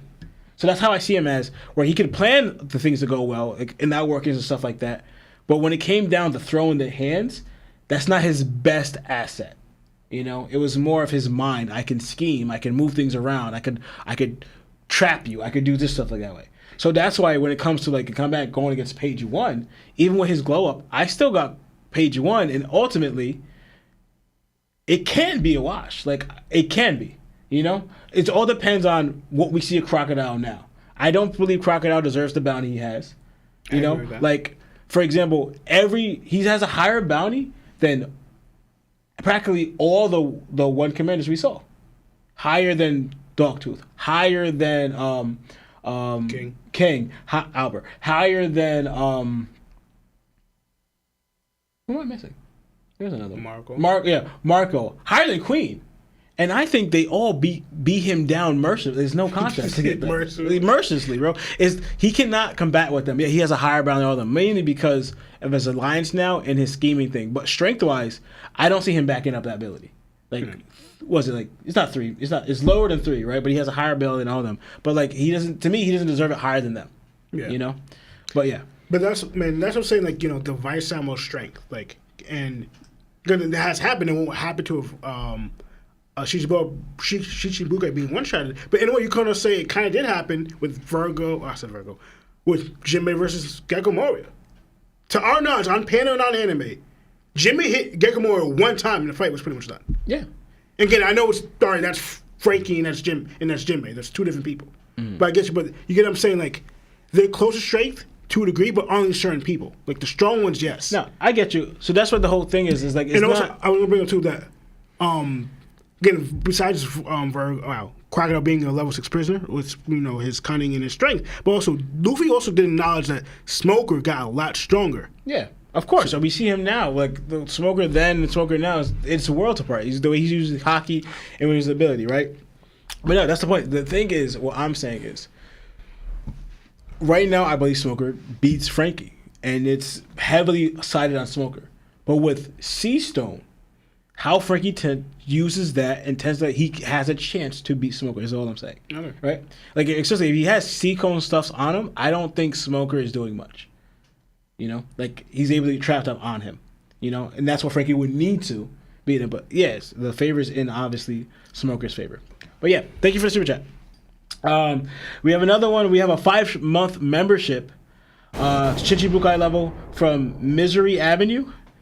And we have welcome and thank you. We have it says glad to see everyone doing well. 5 months to the best. 5 months to the best book club out there, Robin Gang. Thank you. We appreciate that. Oh, okay. And then we have another one from $2 from Jacquees. Says Gorosei was Joe Boy's crew. Planets around sun. Nika. That would be a good twist. I'd not call it that. Is that he had his crew, and it was, but then that means they betrayed Joy Boy. That would be a good foreshadowing because they kind of show where like, and we actually haven't got that yet, where we have the captain, and all the crew members just mutiny against the captain and turn on him. You should foreshadow though. How is it? Because we heard it mentioned in One Piece, but never happened. Foreshadowing it. We even had a movie about Which it. I think when did Not they mention exactly that? about it. When did they mention that? Is it that I think someone mentioned that this can happen or does happen, but we've never seen it in the One Piece world. That would be an interesting plot where like that was his crew, but then they switched. I don't think where Ian comes in. There's Ian the one that like was his right hand man that took over. Or They did say that too. I mean, I think I have to go back. I don't know if it was filler. I don't want to because I think maybe I was saw it in the end, like where they had right hand man betray the captain and took over the crew. Yeah, and like you know. Yeah. We haven't had that example of that in the show yet. I'm thinking, would I like that? It would be crazy, but I'm thinking Eam as a right-hand man to a pirate crew? So it's either that way or it could be that they were friends. It could be lesser than that where they're friends and they betray them, or Eam was the new guy and they left, like the Gorosei members left Joy Boy for Eam. You know? Like, you know what? I like what these dudes spitting. You know what I'm saying? Like, and they just betray him. But yeah, interesting super chat. Yeah. Thank you. And I mean, we gotta say Nika though, not Joy Boy, because the Gorosei said Nika, not Joy Boy. Yeah, so they're going back. Nika, but yeah, I feel you. All right, we got another one from $5 from. This is like what your fourth one, one Baku, $5. Thank you, we appreciate that. Thank you. And it says another one I would pick. Soma Fukihira, I think from Food Wars. Okay. For Food Wars, it says right there. And Totaro Kujo from Part 3 JoJo. So we know who the first one is. Yeah. But I never watched JoJo. That's more Larry's field. So But also thinking Soma's not a fighter though. He could cook. He can throw down in the kitchen. He'll have Luffy eating good. But when it comes to scrapping, I mean, I did like the aspect where they treated like duels as in cooking, like you were legit fighting with your cooking. But honestly, the way he be looking, the way he have it, he look like he look like he would scrap if he had to. He would. It look the star. No, Soma definitely. He look, if I had to, I'll throw hands.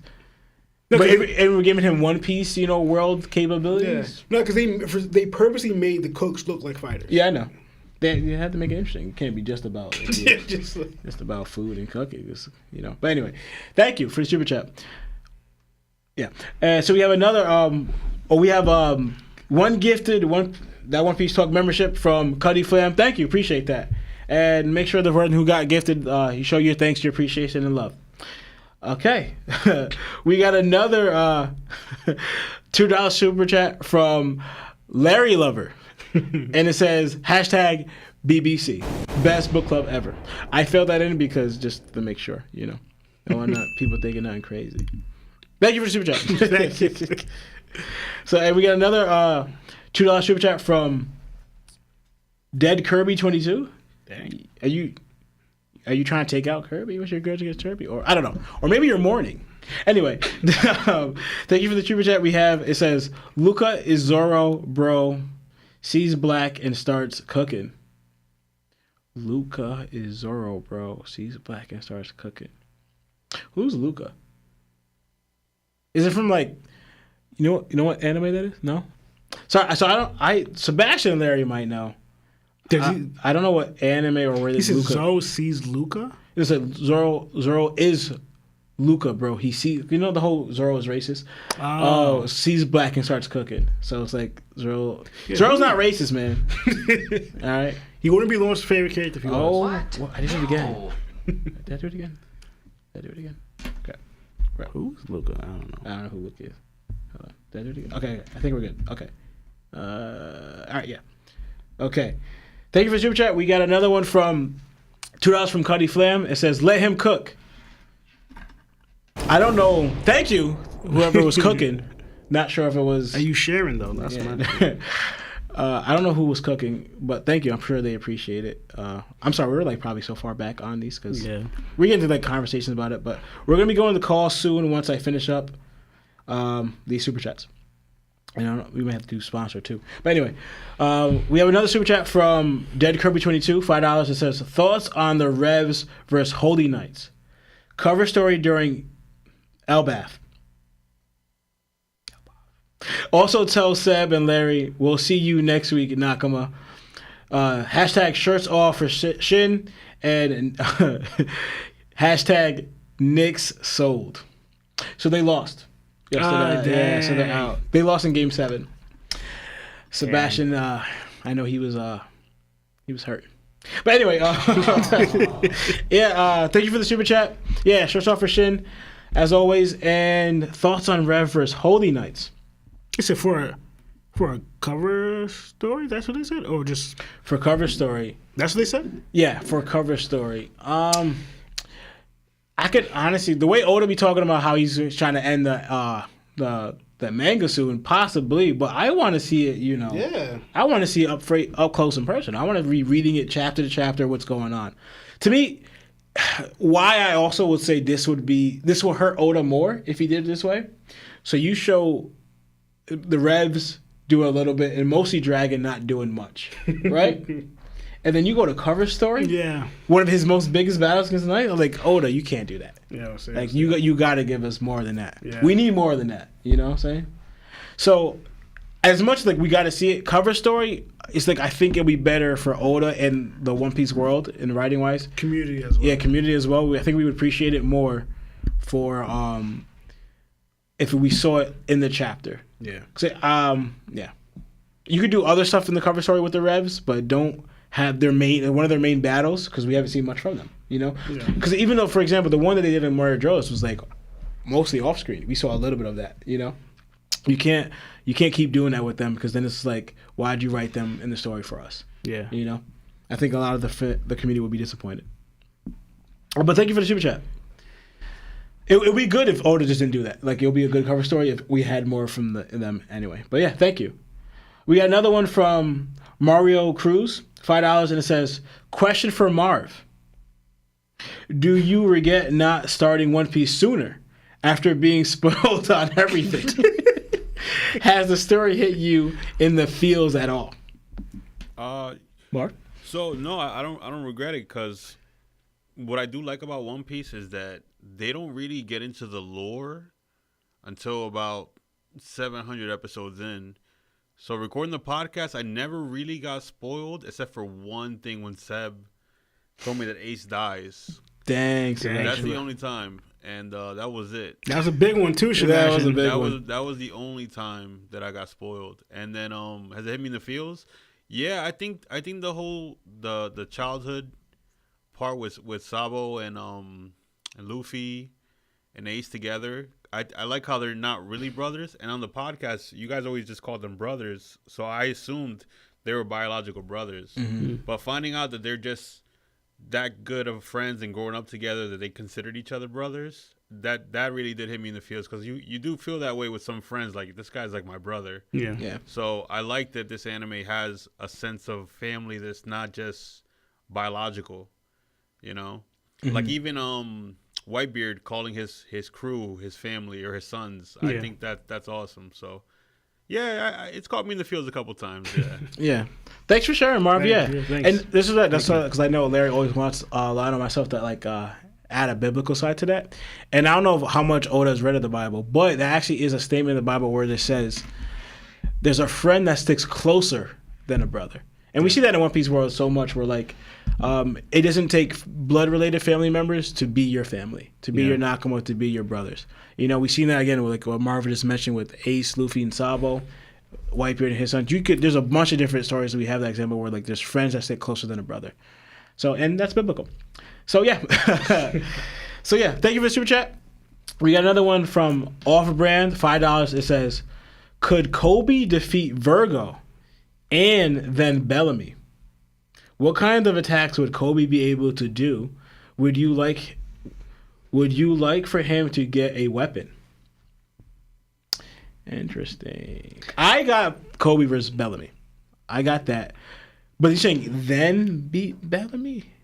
So I don't know why he has to beat Virgo first and fight Bellamy. I guess to make it harder for him. I mean, to me, he's not beating Virgo.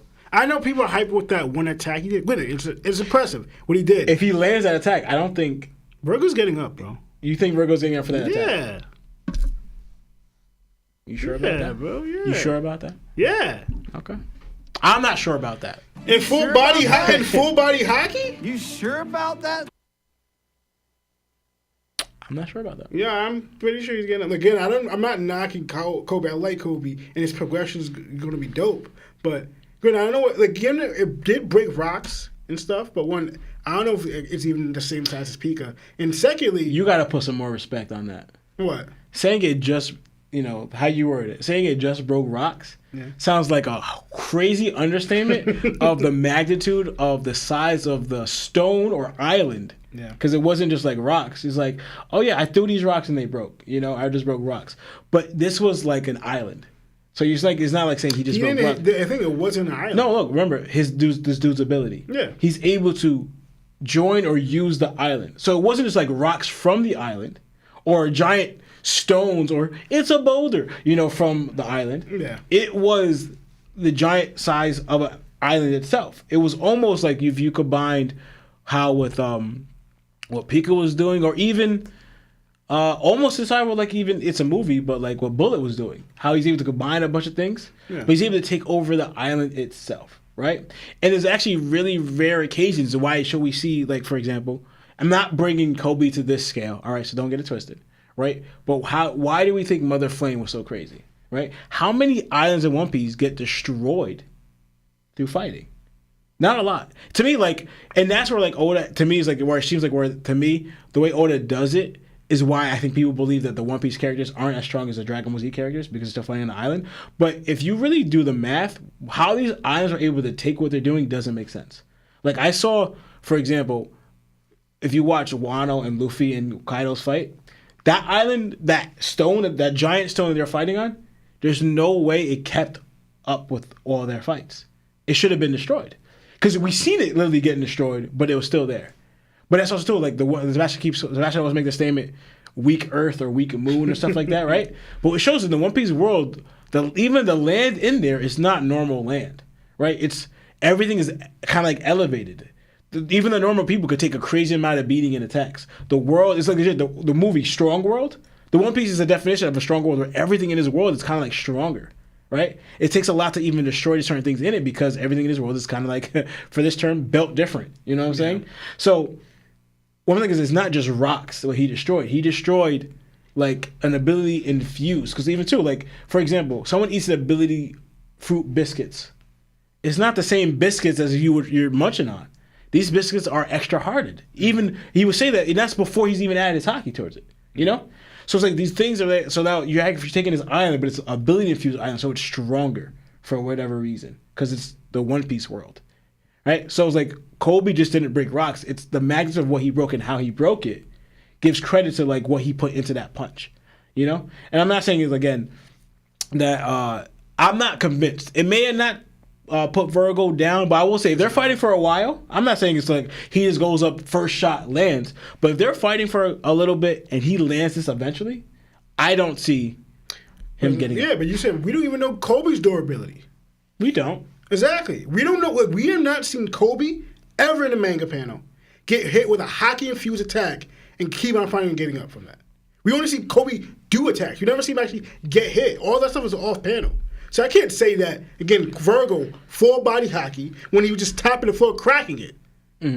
Him, full power. Like, I like how you use that as an example, as a feat, but then Kobe, who does something way greater than that, he just broke rocks. No, I'm saying just, again, Kobe did all that. My point is, Virgo just tapped the floor and it cracked. And we saw his attack regular form. I mean, not full body hockey. We saw him just do something similar when he hit Smoker and he ended Smoker. That's the point I'm making. Like Virgo, and again, what Kobe did in that power level is around Vice Admiral power level. Virgo's a Vice Admiral. So again, he probably could do those attacks. I guess we will focus on the double training, that's true, and maybe he's not doing a punch that Kobe did. No? That's guard Pacific training. Virgo wasn't getting that. No, I'm not saying he's built up. I'm not saying I'm pointing mostly focus on Virgo probably do something similar power wise. I don't know, but also too just like you said, we don't know what this was like. We don't know if Virgo could take an attack of that magnitude. Is all I'm saying too. I'm saying he was getting hit by Sanji and Smoker. Again, not an attack. But not an attack of that magnitude. But again, the attack that he got hit with did not equate to what Kobe did. Yeah, but again, we actually see Virgo again. Virgo's been through fights, and plus he did fully body hardening. Yeah. The only thing we saw was with Law cutting him, and that's also still fully not understandable. Yeah, no, it's gonna be a good fight. I got Virgo, hands down. Hands down. From what I see with Kobe with that attack, depending on how many he has those in his arsenal, Kobe could take it. But yeah, right now Kobe has to do more to beat Virgo, as in fighting what he's capable of doing. Exactly. I believe he could take Bellamy without. I don't know why he had to fight Virgo first. That's interesting. And weapon, I don't see him really having a weapon. I don't want him to have a weapon. If you want to, I can see him. No, not really. I just want him to be another guard. Honestly. Yeah, I think he's gonna be more of a guard. But if it was given a weapon, I don't see one. I think it'd be interesting. We don't see many people with brass knuckles to add to it. Brass knuckles. Yeah, we did. Who? You serious? Black Maria, bro. She legit had brass knuckles fighting Robin. That wasn't her main fight. I think she whipped it out like once. No, she didn't. She used the staff and brass knuckles. She did it even on Sanji. Yeah. I must have not paying attention to her, in all honesty. But okay. But yeah, I don't see Kobe really getting. But brass knuckles would be a decent fit. No, because I feel like it takes away exactly what you kind of did with your fist already with the guard training. So no brass knuckles. I'm sorry I said that. But anyway, thank you for the super chat. Let's go. Maki. Giro, $2. It says, what powers would Hinto no Mato Jesus have? Really?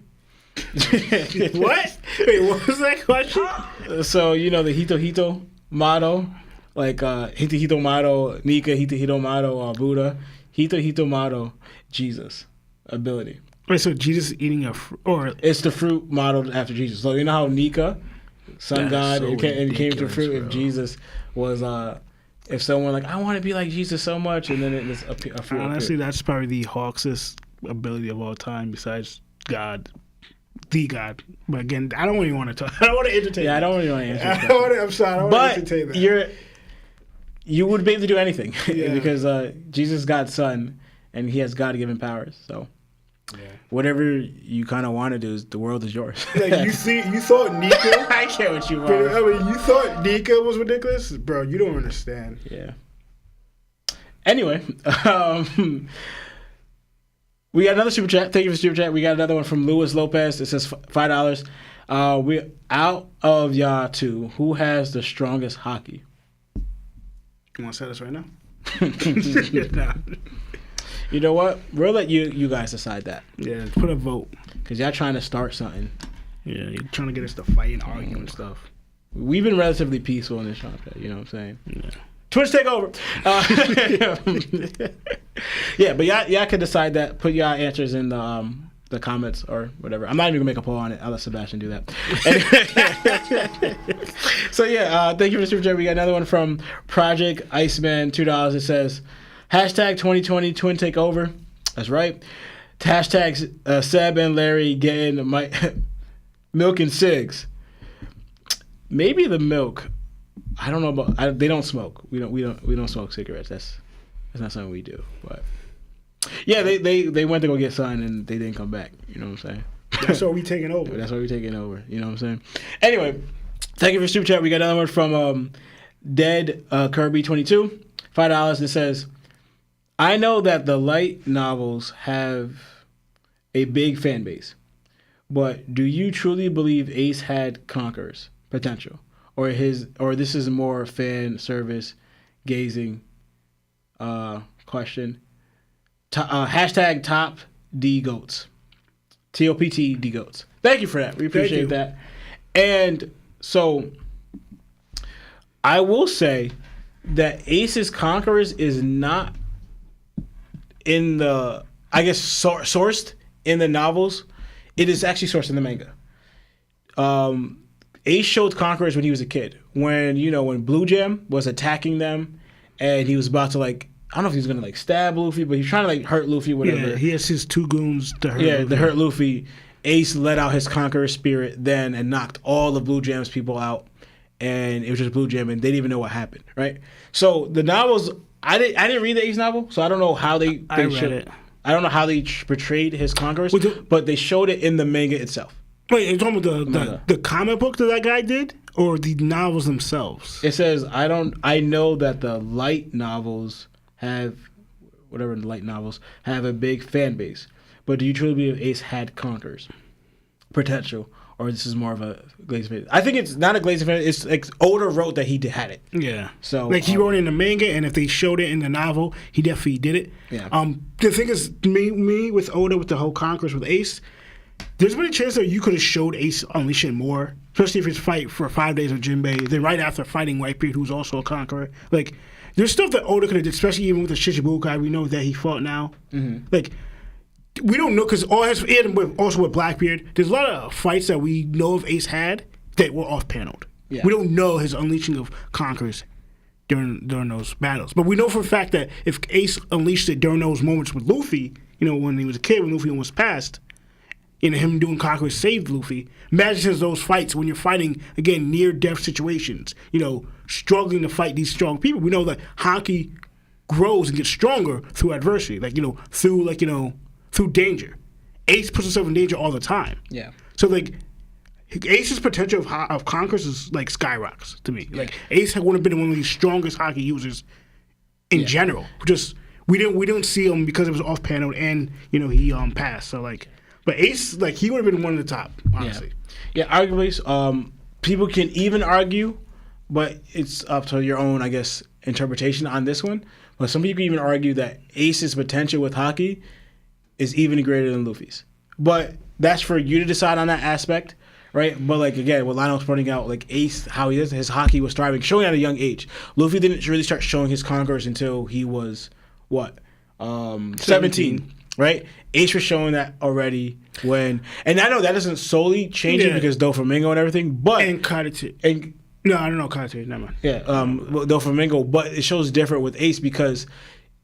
we see some people who had a natural talent for Haki or it's awakened early, but a lot of it we see in both the situations was because of the trials they're going through. Doflamingo was going through a heavy trial with his family and what he was going through, so he let it out. Ace was going through a lot before Luffy was there, then even so with Luffy there, and then we saw that Ace becomes really protective over his friends and family.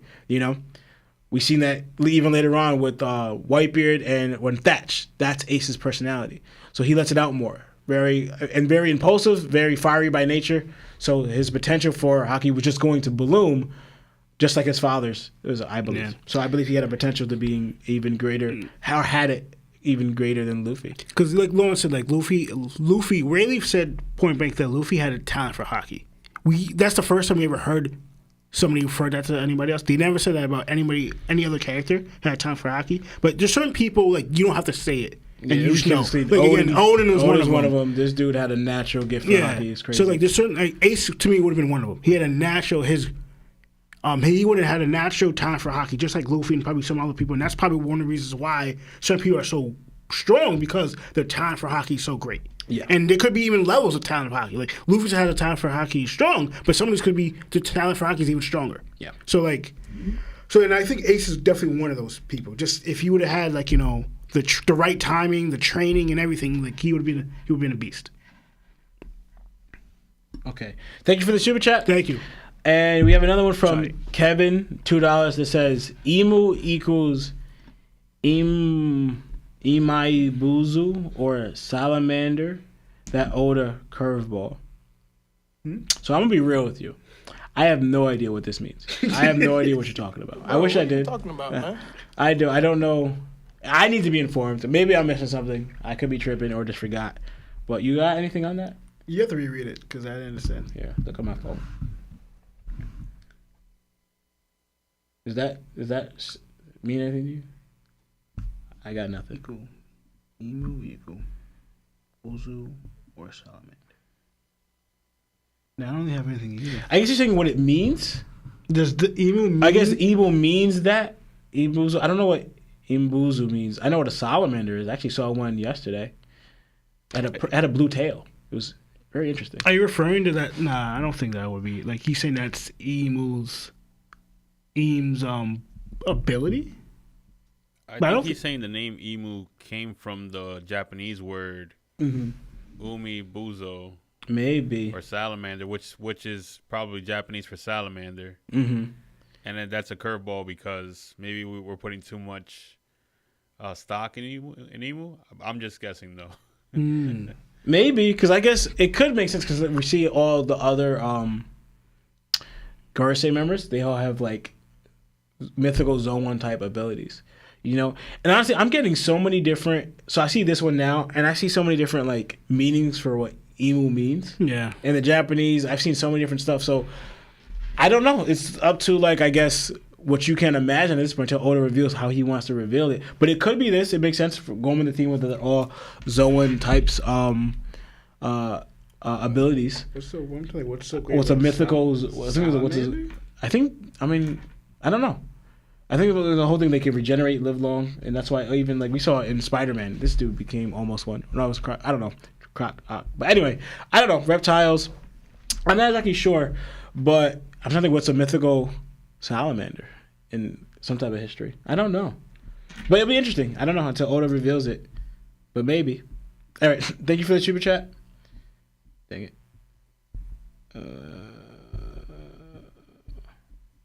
Okay. We got another one from. Dang, we got a repeated super chat members. Yeah.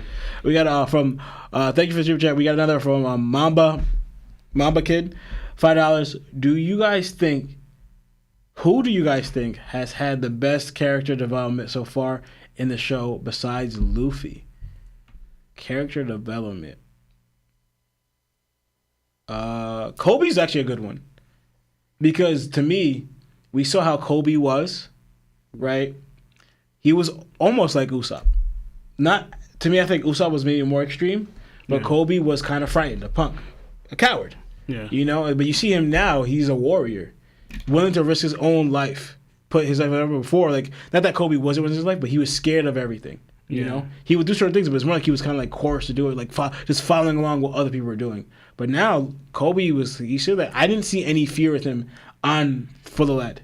Yeah. Or an island full of enemies, right? And you're in a desperate situation by yourself. People trying to rescue your potential Nakama could be falling.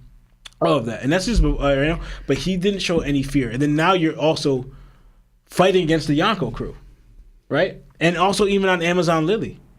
I didn't see any fear. He feared more for his men, you know, and that's something I like that because this is in a way I kind of wanted for Usopp. Usopp was very like that earlier on, very much a coward, and you see the change in him. You don't see the change in him. Usopp is very much like that. Like to me, he still seemed like he would kind of willing to ditch his crew to save his own life. He might eventually come back, but I don't see that in him. But I see it in Kobe, and I like that. Any others? You got anyone? Well, I think. Character development so far besides Luffy. The best. Let's see. I'm gonna just add Sebastian. He probably would say Sanji. Sanji was a pretty good character development one. Especially, you know, if you go back, like, you know, how Sanji is. Like, I know certain things, like, people knock Sanji at certain things, especially with, you know, the whole, like, you know, when it happened at Wano when Sanji begged, pretty much, for Robin to help him. But people I mean, but it's understandable that Sanji, got better from that. As in from the last time in those lobby when he didn't ask for help, remember? And he ended up risking his life and his crew and the mission they're trying to do to save Robin because he didn't ask for help while finding a woman. This time you're in the same situation. Yeah. This time you did. You lied on your crew. You asked for help. And other stuff that Sanji, his character development. But the one I see Sanji's one from now, but I think that's cheesy. It's like because he's one of the main characters in the Straw Hats. I didn't want to say him. I wanted to think of somebody else with character development one, but I don't really have any on top of my head right now. Okay, so I'm gonna move on. Unless you got nothing. Character development. I guess Law would have been also one of them too. I think Law and how he's viewed. Law's a good one. I think Law was because of how he viewed the world and everything. Law's a good one. And he said that he was similar to Doflamingo. Honestly, so we're not even mentioning his. I mean, he's passed now. Who? But the one that changed in Fishman Island. He was a horrible Gorosei. I mean, Celestial Dragon, and then he really flipped the switch. Too. That's a good one. I believe that's a good one because he went from being a horrible person to legit risking his life for other people, even people that he used to view as what they call fishmen, subspecies or lower than humans. Yeah, so he was raised with that thought process, and now he's risking his life for even. He even got sacrificed or not sacrificed. He even got taken out for it. Yeah. So to me, character development that wise, as in he grew to a better person. Yeah, and it even cost him his life. So I don't remember his name. I don't remember his name. I know and it's funny, because he's related to the Don Quixote family, right? Yeah. And it's funny that they had similar views. I don't know when Doflamingo's father had that view, but he wanted to go down and but it shows the difference. He went down, right, and he affected his wife's health and life and his 2 kids. But he had that view. Well, the same family member had a similar view later on, but he didn't go down that foolish like he did. Yeah. He stayed where he was at, but his mindset was different. Yeah. But I wonder if the reason why he went up there maybe was to help change some other viewpoints because they're ignorant. It could be that, but he for example, also he has the example of what happened to Doflamingo's family. So all right, I'm not gonna do that, and also he stopped taking slaves for himself. So and also too, what I like what he used is the smart way is you use your position to help others. Exactly. He used his position in a way to stop the mermaid princess from getting kidnapped or abused or sold or taken into slavery. So that's in a way, again, he stopped doing what he used to do wickedly and using it a way to help others. And so that's why I say he probably had one of the best ones because he completely flipped the switch of who he used to be and how he was raised to being a better person. So yeah, thank you for the super chat. We got another one from Dead Kirby again. You keep sending, but we appreciate it. Thank you. It says, who can chef your favorite dish better? Sanji, Gordon Ramsay, or your mom? I'm going to go Sanji. Don't tell my mom. Dude, you definitely got to go moms, bro. Yeah. Sanji can cook, but a lot of his dishes, which makes sense, but I'm not a big fan. He cooks a lot of seafood. But he's a chef, though. You tell him what you want, he's just going to make it. But also, he smokes a lot. That's true. And that is a no for me, because that is disgusting. I don't get how they don't taste this. I mean, it's an anime. He better. If his skill level was that good where I could smoke by it, but to me, it's smoke, it's the ash and all stuff gets in my food, I might have to fight Sanji. But the thing is, we got to look, though. Did we ever see him smoking while cooking? I'm sure he has. If he hasn't, then I respect it more if he hasn't. I mean, but he still smells like it. I'm pretty sure he's waiting, giving you food with the cigarette in his mouth. Yeah, I do remember that. And that's going to ruin my... I was dude, I honestly... I don't know this, but I can't stand the smell of cigarettes. Yeah, same. Ever since I was a kid, you know what I do when I smell cigarettes? Ever since I was a kid, I still do this. I still do it. I do this. I cover my nose because I can't take the smell. It bothers me. My nose is sensitive to that. It's disgusting. It's disgusting. I can't take the smell of cigarettes. But yeah, thank you for the super chat. And so I'm going to go... I don't know who Gordon Ramsay is, really. I've seen his show. I've seen his face. I don't know his food. So how could I choose to make my biggest dish? Sanji, I see more of his stuff, but he smokes cigarettes, so I don't know. My mom, I have tasted, so I'm going to go with my mama. I concur. Thank you for the super chat. And I'm telling your moms, man. Telling your mama. I'm taking your food. We got another one from Cuddy Flam, $2. It says, "Who got the W pre-Luffy Kobe? Who got the W pre-Luffy Kobe versus pre-Luffy Usopp?"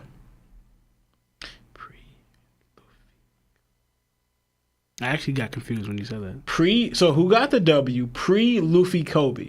So it's Kobe pre-Luffy. So back on Alavita, right?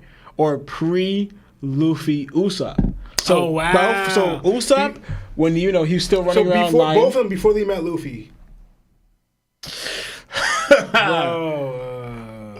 It's Usopp because he got the slingshot. Yeah. This dude, I'm sure, even though he's on the Power Island, he wasn't scrapping to with nobody. I don't even know if he knew how to throw a punch, bro. I mean, he punched Luffy in his face.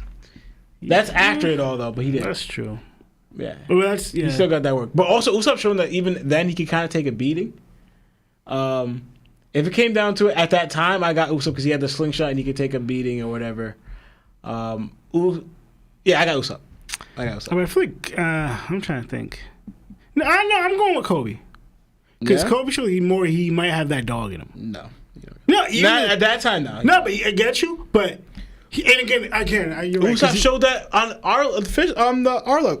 I'm going on because he got influenced by Luffy. Yeah, but remember on the Fisherman Island arc, the way Luffy, because that's the same Usopp pretty much, right? When he was battling the Fishman, how he took out that one he fought, even though he used every trick he could possibly think of, running for his life, all that stuff. That's that dog in him. Even when he was on the ground, he was hitting with the hammer. Usopp got it, bro. Because I kind of think after a while, Kobe's just gonna beg for his life. He's gonna be like, "Stop! I lost. You won." So anyway, thank you for the super chat. We got another one from. We got $15 from Chopper D Dealer. Chopper do be dealing. Yep. Sad to say. Anyway, do you think the reason Dragon hasn't made a move yet is because he is in a standoff situation with Akainu? If either of them leave their desk, the other one can take advantage. Hashtag Oga Booga. Look at damage. I sincerely hope not. If that's what Oda's going for, I'm like, why? But no, that doesn't because Akainu wasn't always Fleet Admiral. He was Admiral before, and he was moving around. They're just talking about now, because if you go back, because Dragon wasn't doing anything before. Yeah. Now Fleet Admiral Akainu comes, I'm going to do not more than that stuff. So like, yeah. So I don't think so. I think the Fleet Admiral's position, you're kind of designed to your desk. Yeah. Where the Admiral, you're in the front lines doing stuff because you're the overseer for Fleet Admiral, and it's kind of similar with Dragon. You're the overseer of the Rev. So, and I think there's more. It's heavier burden on. Even though it seems like the Admiral, the Fleet Admiral has that position, but it's heavier burden because again, what Dragon is fighting for is not just for the Revs. Yeah. It's for the entire world. So yes, the Rev's getting situations, but it's not just, he can't be selfish at all. He can't be just from because I need this or I want this or whatever. He's trying to liberate the entire world from the world government. So whatever he's doing is not as simple as this, and that. Luffy could be more simple. Garp could be more simple. Dragon can't. Because if he messes up, all this was for nothing. Yeah. All the people that believe in him and did all this work, remember, they rebelled against the world government. They left their homes. These people that he turned from non-warriors into warriors, non-soldiers into soldiers, that left their kingdoms to do this. They're all relying on Dragon to lead them in this way. And Dragon makes a mistake and does a false move and does this. Where are they? They can't carry it out. The few in the beginning can too, but the one to me that has the strength to back it up is maybe Sabo now. But in the beginning, he had no one. It was just Dragon. Ivankov doesn't have the strength to do that. He doesn't. Dragon does. I think he raised a good one in Sabo, but Sabo also has a lot to learn. He still has a lot to grow. So I think it's more for Dragon to do so. But anyway, thank you for the super chat. We got another one from Mackie Giro, $2. I'm sorry, I'm butchering your names. Would y'all try to save Larry and Seb from Ippo down? So we in One Piece? Oh, heck yeah. And we doing it too. Yeah, man. You know what I'm saying? Like, and we'll come out, it's crazy because we'll come, yeah. But yeah, we saving them. Yeah. We saving them. Well, they save us though. I'm sure they would. I don't know, but yeah, I'm sure they would. I want to be stupid, but yeah, I kind of feel like they also be like, "Man, you deserve to be there. Yeah, crazy." But anyway, so we got. I think this is the last super chat for now, and then we go into sponsor, and then we'll take phone calls. And it says we got one from $5 from Beep-Bop. Beep-Boop-Bop. Yeah, Beep-Boop-Bop, and it says just turning into a wicked screen of the just turning into a wicked screen of the twins hosting the podcast. I'm surely tossed the sky. I can't read. Toss the sky didn't spell yet.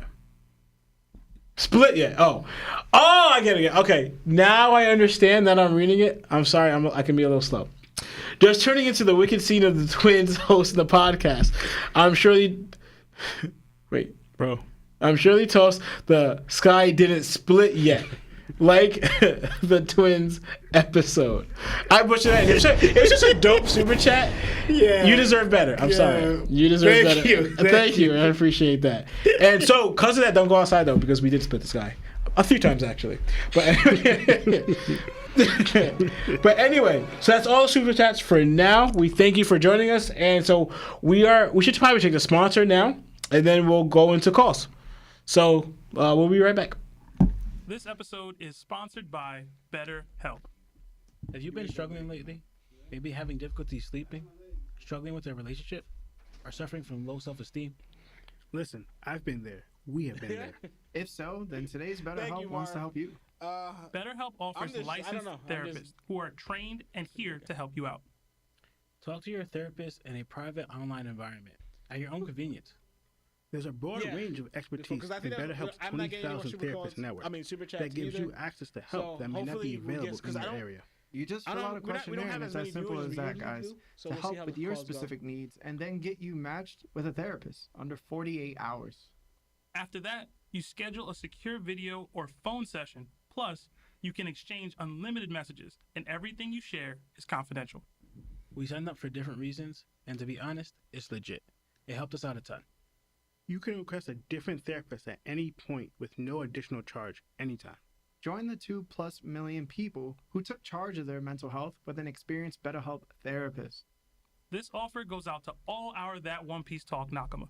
You get 10% off your first month at betterhelp.com/TOPT. That's BetterHelp, HELP.com/TOPT. Thanks to BetterHelp for sponsoring this episode. Yeah, I'm surprised you made it, man. All right, welcome back. So we are going to take calls now. Just the twins taking over episode, and call in, and let's hear your takes. Do it! Just do it!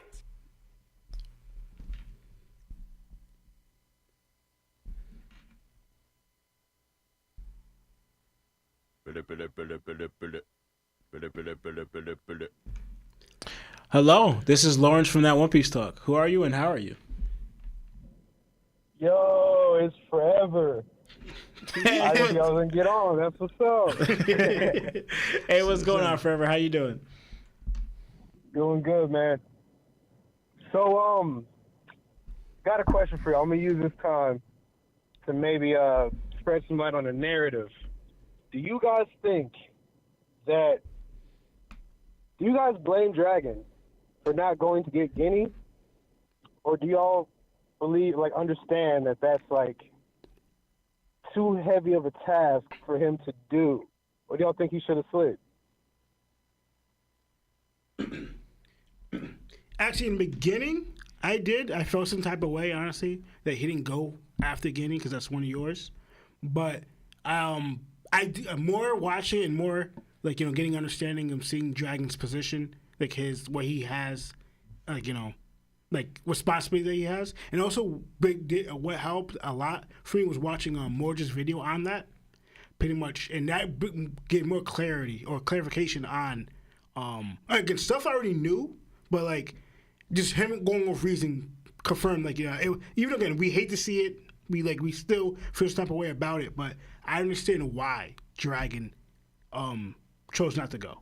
And especially with Lawrence saying the responsibility he has and the army he has. And again, they're trying to save everyone. So like them going like for instance, because Morge said in the video that pretty much compared to Luffy and them, Luffy and Whitebeard and what they do, they save that one person that's theirs, but they don't care about anybody else. If that's their friend, they would go out, but they're not gonna go out for nobody if they didn't know that person. If they don't know, they're not gonna go out of their way to save that person. Well, Dragon is going out of his way building an army, not to save one person, but to save everybody. And it's just that even though because Dragon knows that what happened to Guinea is happening to other people continuously right now.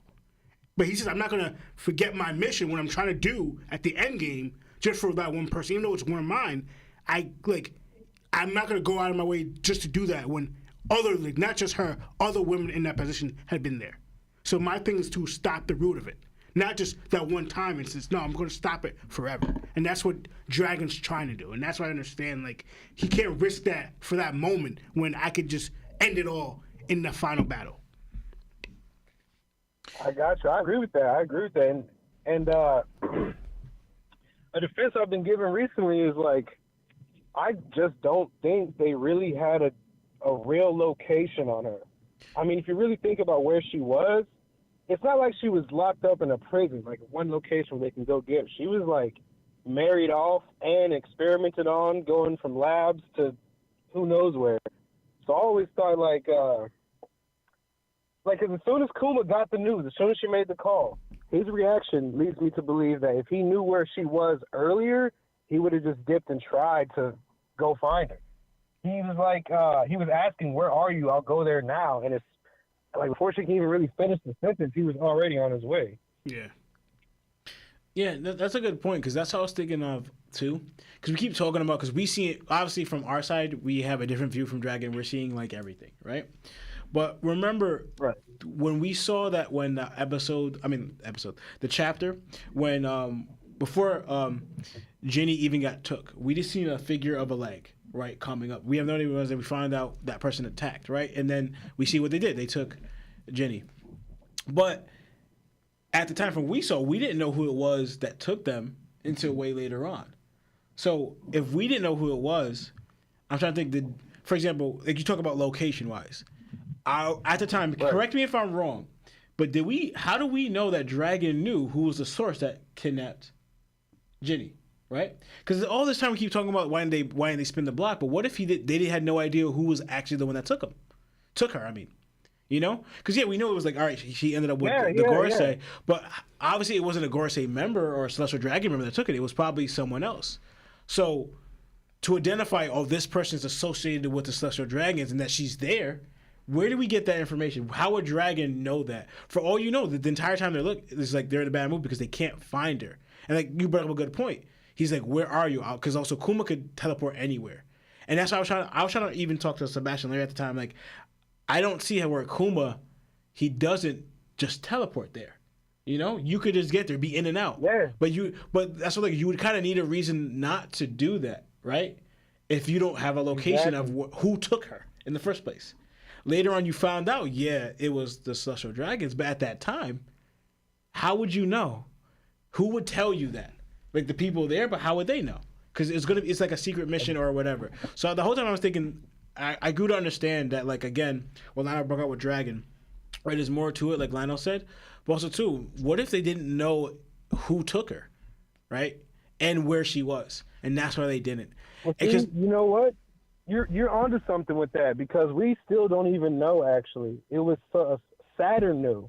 So it could potentially be higher up information on who exactly was the wife, because they were doing experiments, so it doesn't seem like it's just your run-of-the-mill Celestial Dragon that took her. Mm-hmm. Exactly. Right. So I doubt, because that's not the work they would do. They wouldn't dirty their hands to do that. So they would hire someone.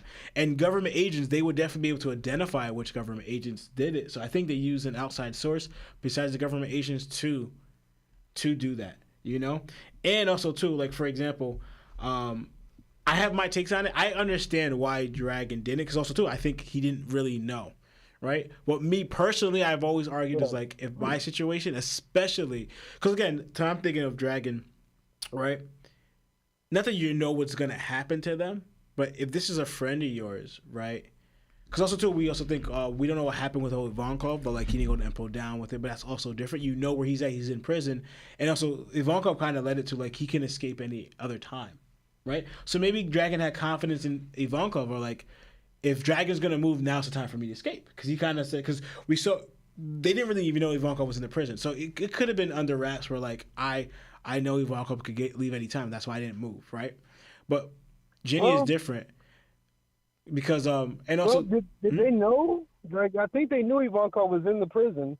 No, yeah, but they didn't know where he went missing. So like I don't think they let that news to the outside world that he's missing in the prison. Yeah, exactly. So maybe the Rebs even got that information. We're like, hold on, or it's like trusting like Vic, because Ivankov understood that I can leave like for himself anytime. He's hiding out here. He's recruiting here. He was living in paradise in his own way in Empo Down. Like he had to worry about anything. But when Luffy because he even said when Luffy showed up, oh, if this is Dragon's son, there's no way that Dragon's gonna let his son be taken out. Dragon's gonna move, and that's one of the reasons why Volkov decided to let himself free. But he kind of showed that he had his hands to leave any time. So I kind of believe that Dragon kind of knew that somehow, and why he didn't move to act.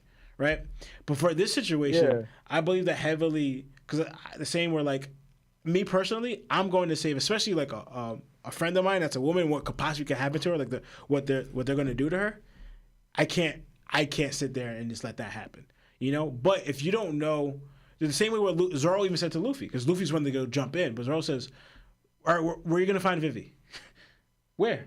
Do you know where she is? Last time we heard she was here, but yeah, she's not there now. So where are you going to go?"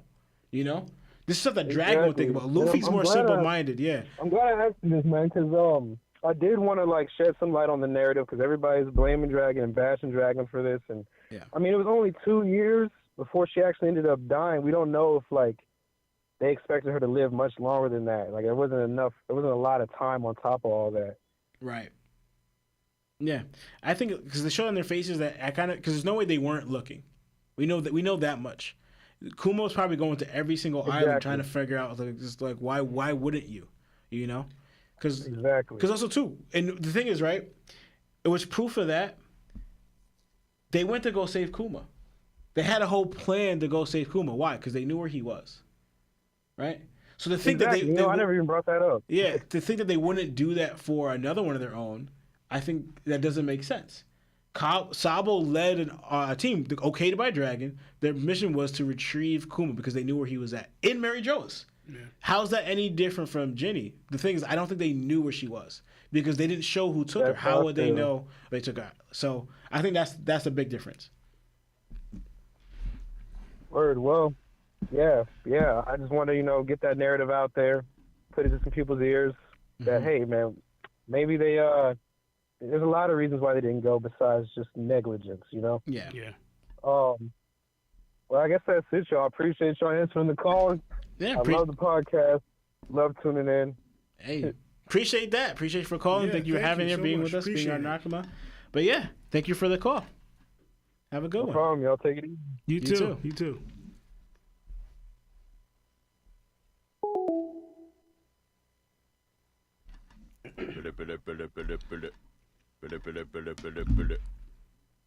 Oh wait, they hung up. Oh.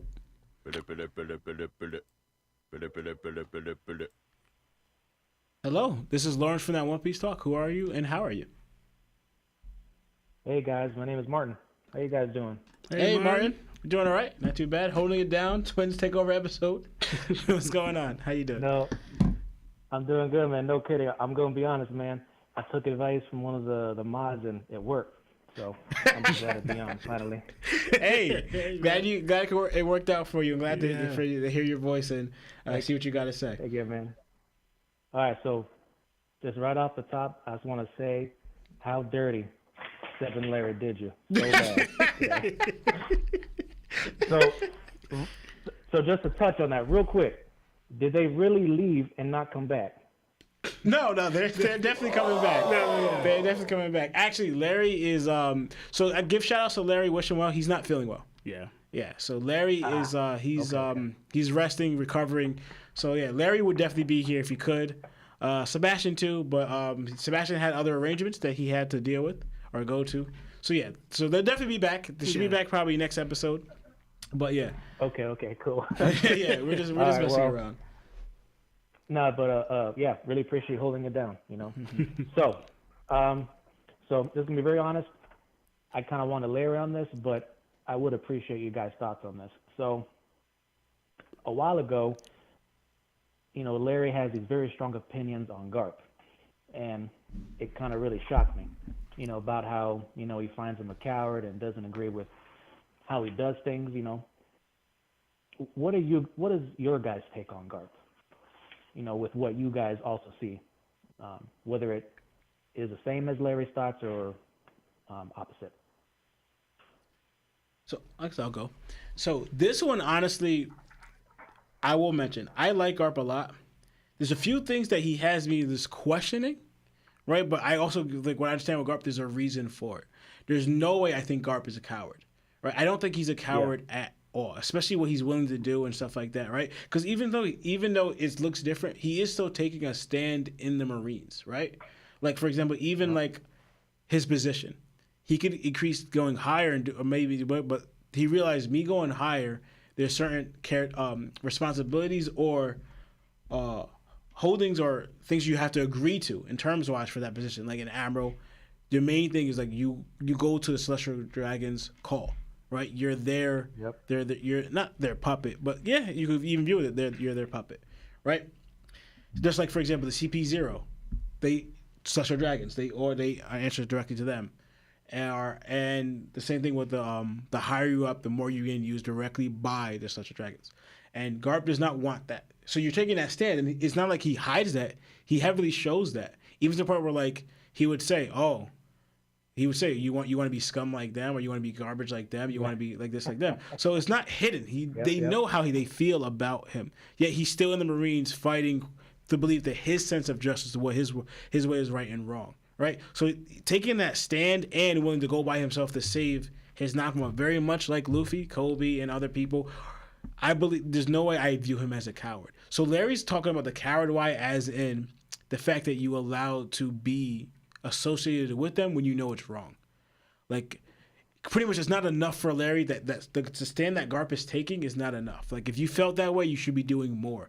Kind of like how Dragon we learned it was a part of the Marines, but he couldn't take it so much where he left and said, you know what, I'm going to overthrow them because their way is wicked.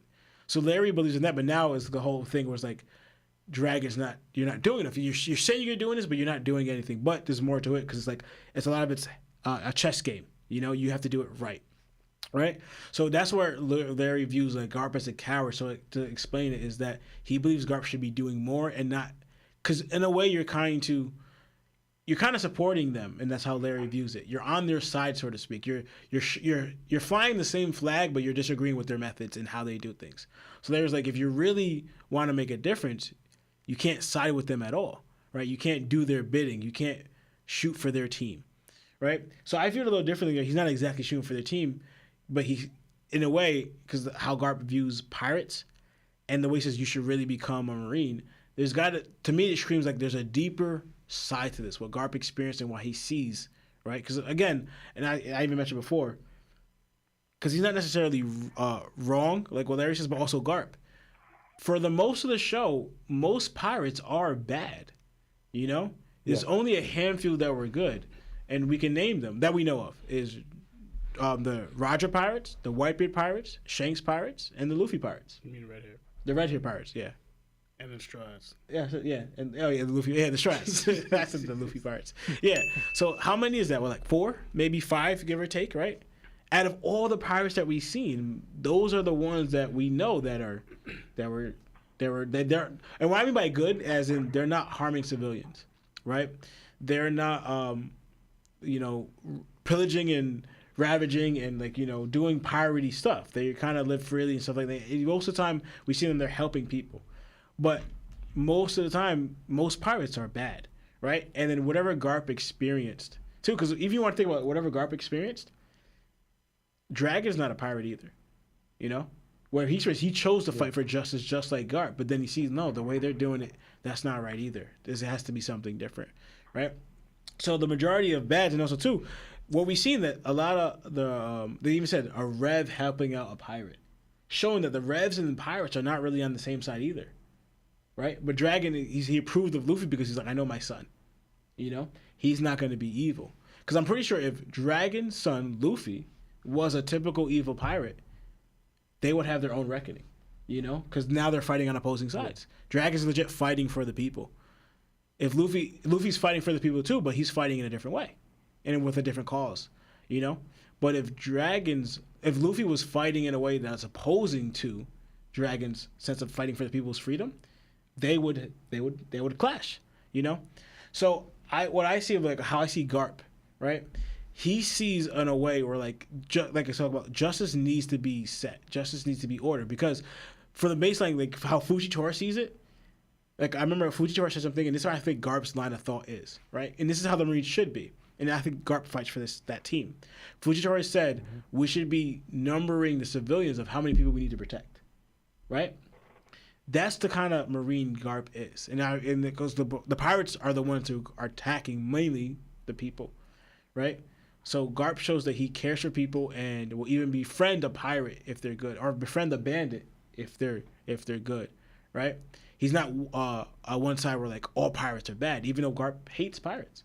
He's not like all bandits are bad, even though bandits too attack people. So Garp kind of understands it that way too, because he aligned with he aligned with Roger and became friends with Roger, and even Dan, who took care of his kids or grandkids. So Garp, what I see with him, the main thing is what ties it all together. To end my point, is that we got the deeper story is his backstory. The reason why Garp continues, because that's my biggest thing. Where I don't agree with Larry that saying he's a coward, but it questions me if you feel that strong in how you do things. Why are you with the Gorosei, so to speak? Even though you don't align with them, you're with the world government. You're with the Marines, but the Marines are controlled by the world government, and the world government's evil. So and the reason why he says like how much he would try and fight and beg for Luffy and Ace to become Marines. What do you experience? What do you see? What do you know that makes you push for this so hard to where you are now? You're still aligned with them, because to me it's like the Garp is, why didn't you align with your son? Yeah. I was actually thinking pretty much, is Garp aligned with them? Because if you actually look at it, who does Garp get orders from? Sengoku, and he gets it. And we saw in the flashback he got it from Kong. When Kong asked Garp to go to the land, Garp was not gonna go. I know. At all. He only went because Roger went.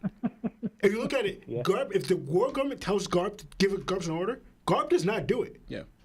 And Garp has to have a reason why he wants to go, and it's only on certain people. So you got to think about Garp only listens to the Marines and Sengoku and his people. But if the world government ever tells Garp to do something, Garp becomes that insubordinate person. Like he shows that he was willing to hit hit one of the noble people, showing that I'm with the Marines, I'm not with the world government. And that's Garp standing away. That's probably why we think he's with them, but he's shown through his actions, I am not with and even with Kong, when Kong asked him to become an admiral so he could be in line with the under the Gorosei, he's like, nope. He walked out and said, this conversation's done. Even if it's Kong, I'm not doing it. Period. I'm not listening to you. It shows Garp in a way shows that I only listen to Marines and Marine orders and certain things. When it comes to the world government stuff, leave me out of it. Don't even ask me, because you know my answer. Yeah. And I guess that's where his standing is. Again, the side of justice. And that's what I noticed, because I don't remember him ever doing an order or getting an order from the world government and him actually doing it. Yeah. That's what Larry's thinking, is he should be opposing it. But that's what I try to say, Garp believes the sense of order is pretty much even Vegapunk said it, there's some good Marines, but the Marines stand in a place in order to protect people. Yeah. And that's where Garp stands for justice in that way. Right? I guess Larry wanted him to take his own take it into his own hands, more so to speak, but anyway, and I want to say Garp is relying on the justice systems, but he's relying on the order of what the Marines are supposed to be doing. Yeah. Mm-hmm. So that's the I guess the difference. But it's more like he wants Garp to be doing more. Yeah, and that's understandable, because I also thought of also the Marines are already a fraction away from the world government anyway, because you see a kind of butts heads with the world government people. Yeah. Sengoku butts heads with Gorosei a little bit. Like Sengoku disagreed with them hiding the level 6 prisoners bounties. Yeah. Like this shows that the decisions that world government makes. This shows that Marines are constantly disagreeing. Well, the people who with the world government, like Rob Lucci and all of them, they just accept. They just do it. While you have multiple people in the Marines disagreeing with the world government. Yeah. Showing that they're already, again, like I said, they're divided, they're fraction. They may be under them, but they don't agree with everything what the world government says. Yeah. And that's why there's probably a lot of infighting in general. Yeah. So, simply put, how I see it, just to break down them three, I believe Garp, Dragon, and Luffy are very similar, and they all are fighting for the same exact thing, but different ways and different sides. Yeah. Garp, obviously the Marines, he believes the best way for people's freedom is through a justice line organization, the Marines. Right? And he said you could break away from that from the world government. Like, you don't have to do their bidding. Garp is living proof of that. Showing that you could be a Marine, but also still be free in the Marines. Yeah. But still protect the people. That's Garp. Dragon is like, no, that whole system needs to be done. Because even though he believes like the submarines were good, he'll recognize the entity that controls you guys do their bidding first. He's probably saying like there's not a lot of Marines like Garp. There's only a handful. Same as what you think of like good pirates. Is what? Fuji, Garp, Kobe, and Smoker, and Tashigi. Very few, that we know of, right? And then Luffy. So Dragon's like, all right, a new system needs to be in place to align with the Marines to fight for justice, right? And Luffy's just like, nah, the best way to be free is a pirate because you are the freest, So it's like all the same exact thing, but different views on it and different sides for it. What about you? Said is, I agree with you guys 150%.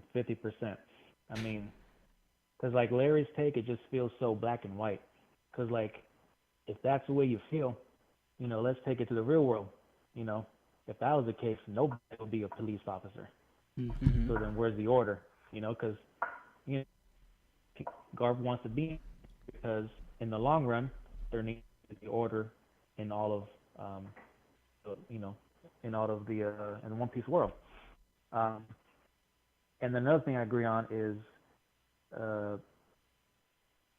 like the way they're going about it.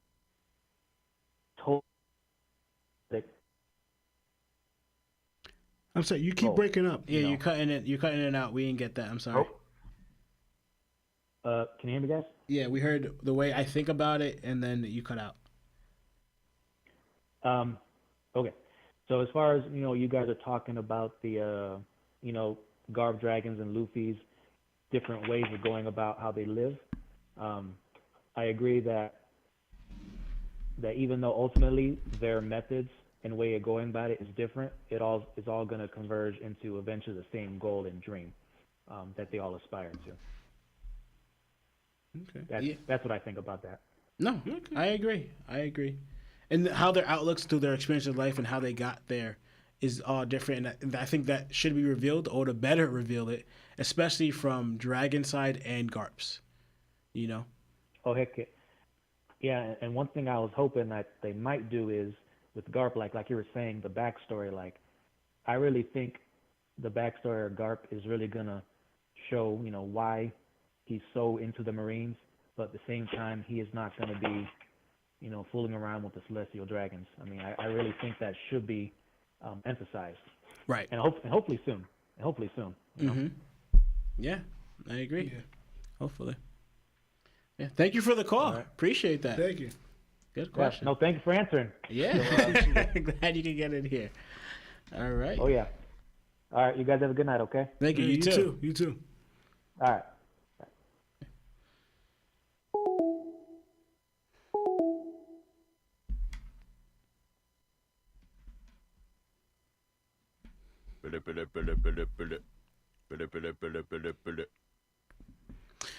Hello, this is Lawrence from that One Piece Talk. Who are you and how are you? Let's go. Yo, this is Rob, a.k.a. Beep Boop Bop. I put a super chat earlier. Yeah. Nah, yo, autocorrect is the worst on the super chat.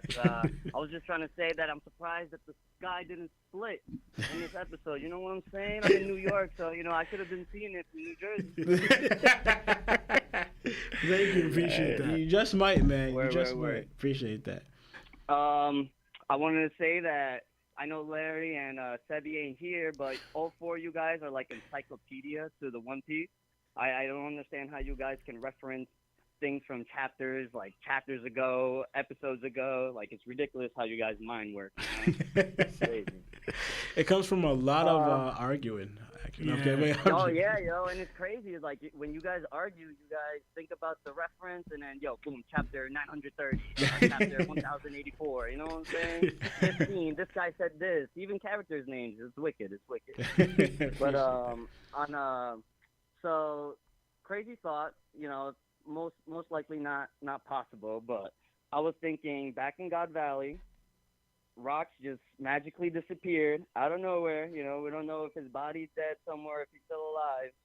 But crazy thought, maybe Shanks is a baby clone of that current Rocks, or the past Rocks. You know what I'm saying? And they just threw him in the chest and was like, yo, go live your life. Which is why he had so much status with the Goroseis. You know what I'm saying? What do you guys think? So like another, because we're getting more and more clones now, like for 𝗪𝗏, yep, and possibly even Weevil, because Weevil, I don't think he's legit a son of Whitebeard, but he might just be like 𝗪𝗏, because we saw prototype clone. Yes, because we kind of saw what 𝗪𝗏, like old 𝗪𝗏, the original one, I should say. She was with the Mads somehow. So she might be a scientist herself and know some information that she probably, through her love or whatever, infatuation with Whitebeard, somehow got his hair, DNA, whatever, how you want to call it, but cloned a mini version of him. And, she's not the scientist of 𝗍𝐽, but end up looking like Weevil instead of, obviously, Whitebeard himself. But I kind of see that. So Shanks, though, being a clone of Rocks... Long stretch. Yeah. It's interesting, but I'm gonna be real with you. I don't think I like it because I want Shanks to be his own man, be his own person. Of course. And that would make Shanks part of the D family, so to speak, or the D DNA. And also too, the whole, I know you used the Gorosei okay with it. I don't think they would be okay with the Rocks. I think the Rocks was like one of their greatest enemies, actually. So I don't think they would give Shanks the respect or clout that he has because he's his. Because, like, for example, how they view lineage, they think people should be snuffed out because of their lineage. And if Rocks that, I think, not that they would have the chance because Shanks is so strong, but they wouldn't be all because it's you, we'll listen to you. I think there's another thing there. We're still waiting to see that. I'm so curious. I know people are shooting up the whole Garling son thing. I'm not sure yet. I don't know. I wonder how Oda is going to reveal and what Shanks really is and why they believe this. Because also, we kind of got it with Doflamingo. I don't know if Doflamingo would get the same treatment as, with the Gorosei as they got, But this still remains to be seen.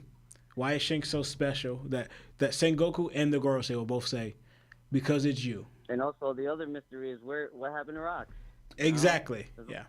Yeah. And also another quick theory. So I called a while a couple episodes ago about my theory of how Zoro gets to Last Tail, and I was thinking of the mystery of how all the Devil Fruit users got sick prior to getting there, and my theory at the time was maybe the air was saturated with sea stone or whatever sea stone minerals in the air.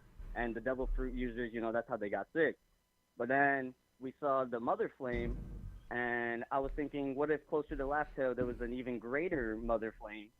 And that's what was really causing the Devil Fruit users to, let's say, get sick, or as we saw Saturn deform from his hybrid form. You know what I'm saying? That's. I'm still caught in the thought of why these Devil Fruit users are getting sick as we journey towards Last Tail. So we're just throwing thoughts in the air. Yeah, it's interesting. This is one of the lores that that Oda has to. We're waiting for Oda to reveal. What is the cause of it? Because maybe that sounds I don't know. Because I'm thinking maybe the fruits weren't meant to be eaten. I don't know. It's it's very interesting the effect it has on that, or it still makes me like it's about all we can do is theorize at this point. But of course. But like dope theories are coming out, dude. It's interesting. Okay, more and more every day, right, fellas? Yeah. More and more every day. Well, I appreciate you guys picking up my call, yo. Keep doing your thing. And if you guys are watching, you haven't liked the stream, what are you guys doing? That's right. Thank you. Thank you for the reminder. Yeah. Day. Please like the stream. And And thank you, Marv. Appreciate you, Rob. Appreciate it. Thank you. Interesting. Hello, this is Lawrence from that One Piece Talk. Who are you and how are you?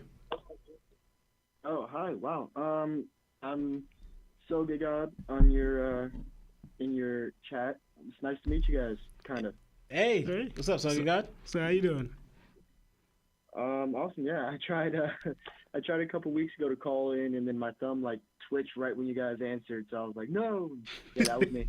Oh, that was you. Okay. All right. Well, great to hear from you now. Yeah. So what's going on, man? Awesome. Yeah. Cool. Well, I did want to run a little theory by you guys.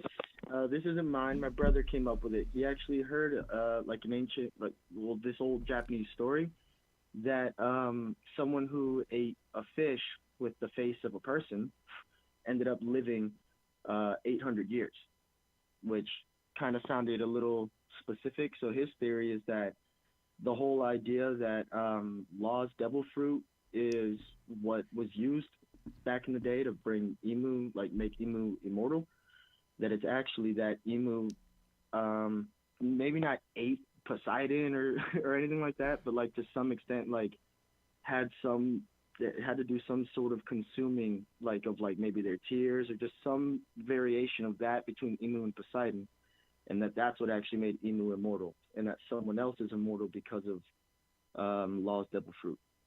So I don't know. What do you guys think about that? Seemed a little random, but I don't know what you guys thought about that theory. So a fish that had a human's face and someone ate it. Yeah. So essentially a mermaid. Okay, so they ate a mermaid. Essentially, I mean, yeah. It's like eating a mermaid made them immortal. So I thought some variation that's a little less dark, more One Piece-y than that. I got you. Drinking their tears or something, and any mermaid seems a little too vague. So I was thinking the One Piece version of it would be specifically Poseidon. So if you drink Poseidon's tears or something like that. Mm-hmm. Yeah, that's interesting because I know they show what I mean. The Special Dragons always have a weird, or I mean they're always weird because they're crazy.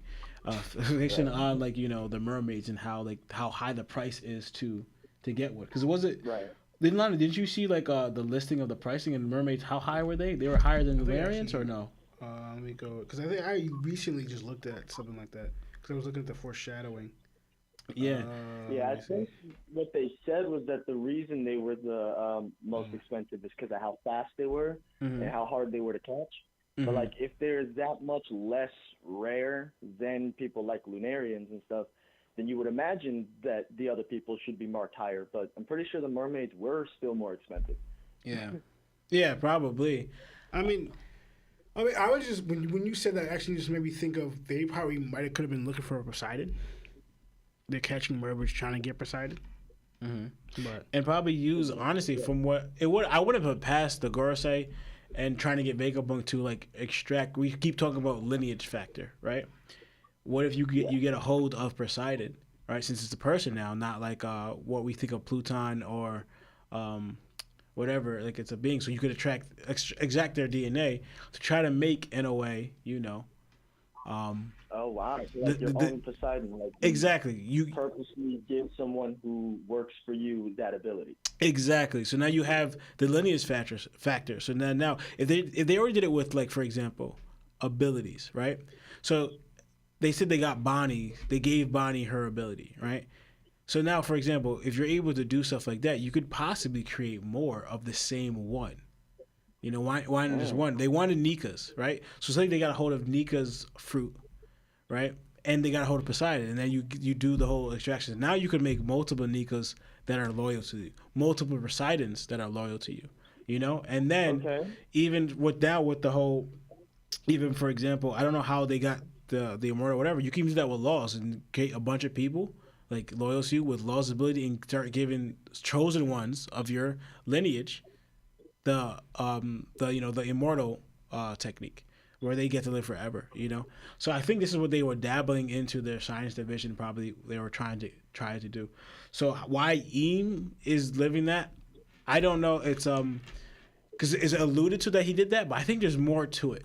Because the reason why I see there's more to it than just ____ being having the op fruit operate on him, where he gave supposedly eternal life or whatever, because it kind of seems like the 5 are like that as well. But if ____'s supposed to be the special one that do it, you try to tell me they got it that many times and then they gave it to all of them, you know? Like how does it work? Right.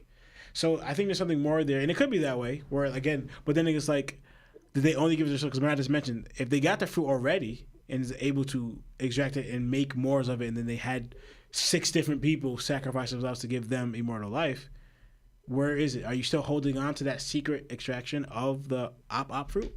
You know? Actually, that's perfect. So, like, to tie it back to what I was saying, then maybe it isn't a devil fruit lineage thing at all. Maybe it was at first an attempt to extract that particular ability from Poseidon. So they've already done some version of like the lore in Japan, which would have been the eating the mermaid thing, but not exactly. They've already tried that, and they failed to replicate that ability. But what it did lead to was ____ being immortal. And so whatever amount left of whatever he used to become immortal, he split that with the Gorosei. And like that's what taught them, okay, lineage factor being extracted from Poseidon specifically, maybe because it angered Mother Nature or something else. We can clone Poseidon all we want, but all that's going to do is create an immortal being. It's not going to create something that can control the Sea King. Right. That's an ability that only Poseidon can have. So here, I'll give you guys this immortality. We might as well not try this again, but if we want to extract lineage factors from other things, let's try devil fruits. And so now they're doing that. You know, so like I think what you're saying actually makes a lot of sense, because it would probably have been a lot harder to find the op fruit 5 different times. And luckily each time that was a person that was willing to sacrifice themselves for a member of the Gorosei. Like, you know, it would make a lot more sense if whatever ___ had wasn't the op fruit and it was divisible among people, and then they stopped being able to get it because Nika did something to keep them from being able to get to the place where it was, which the Red Line and Fishman Island. You know, that could have been what the apology was on the poneglyph. Like, I'm sorry that I let them do that to you. Right, yeah. Very, very interesting. Like, that's a dope theory that you come up with, too. Man, thanks for sharing. Thank you for sharing. Yeah, thank you. I'll give all the credit to my brother. He came up with that. I just thought, damn, that's actually a pretty solid theory. Run it by the local One Piece experts, you know. We appreciate that. The greatest One Piece book club that's ever existed. I think we all kind of like come to terms with it, except Larry with the book club thing. And I'm sorry to waste any more time. I really wanted to ask one more thing.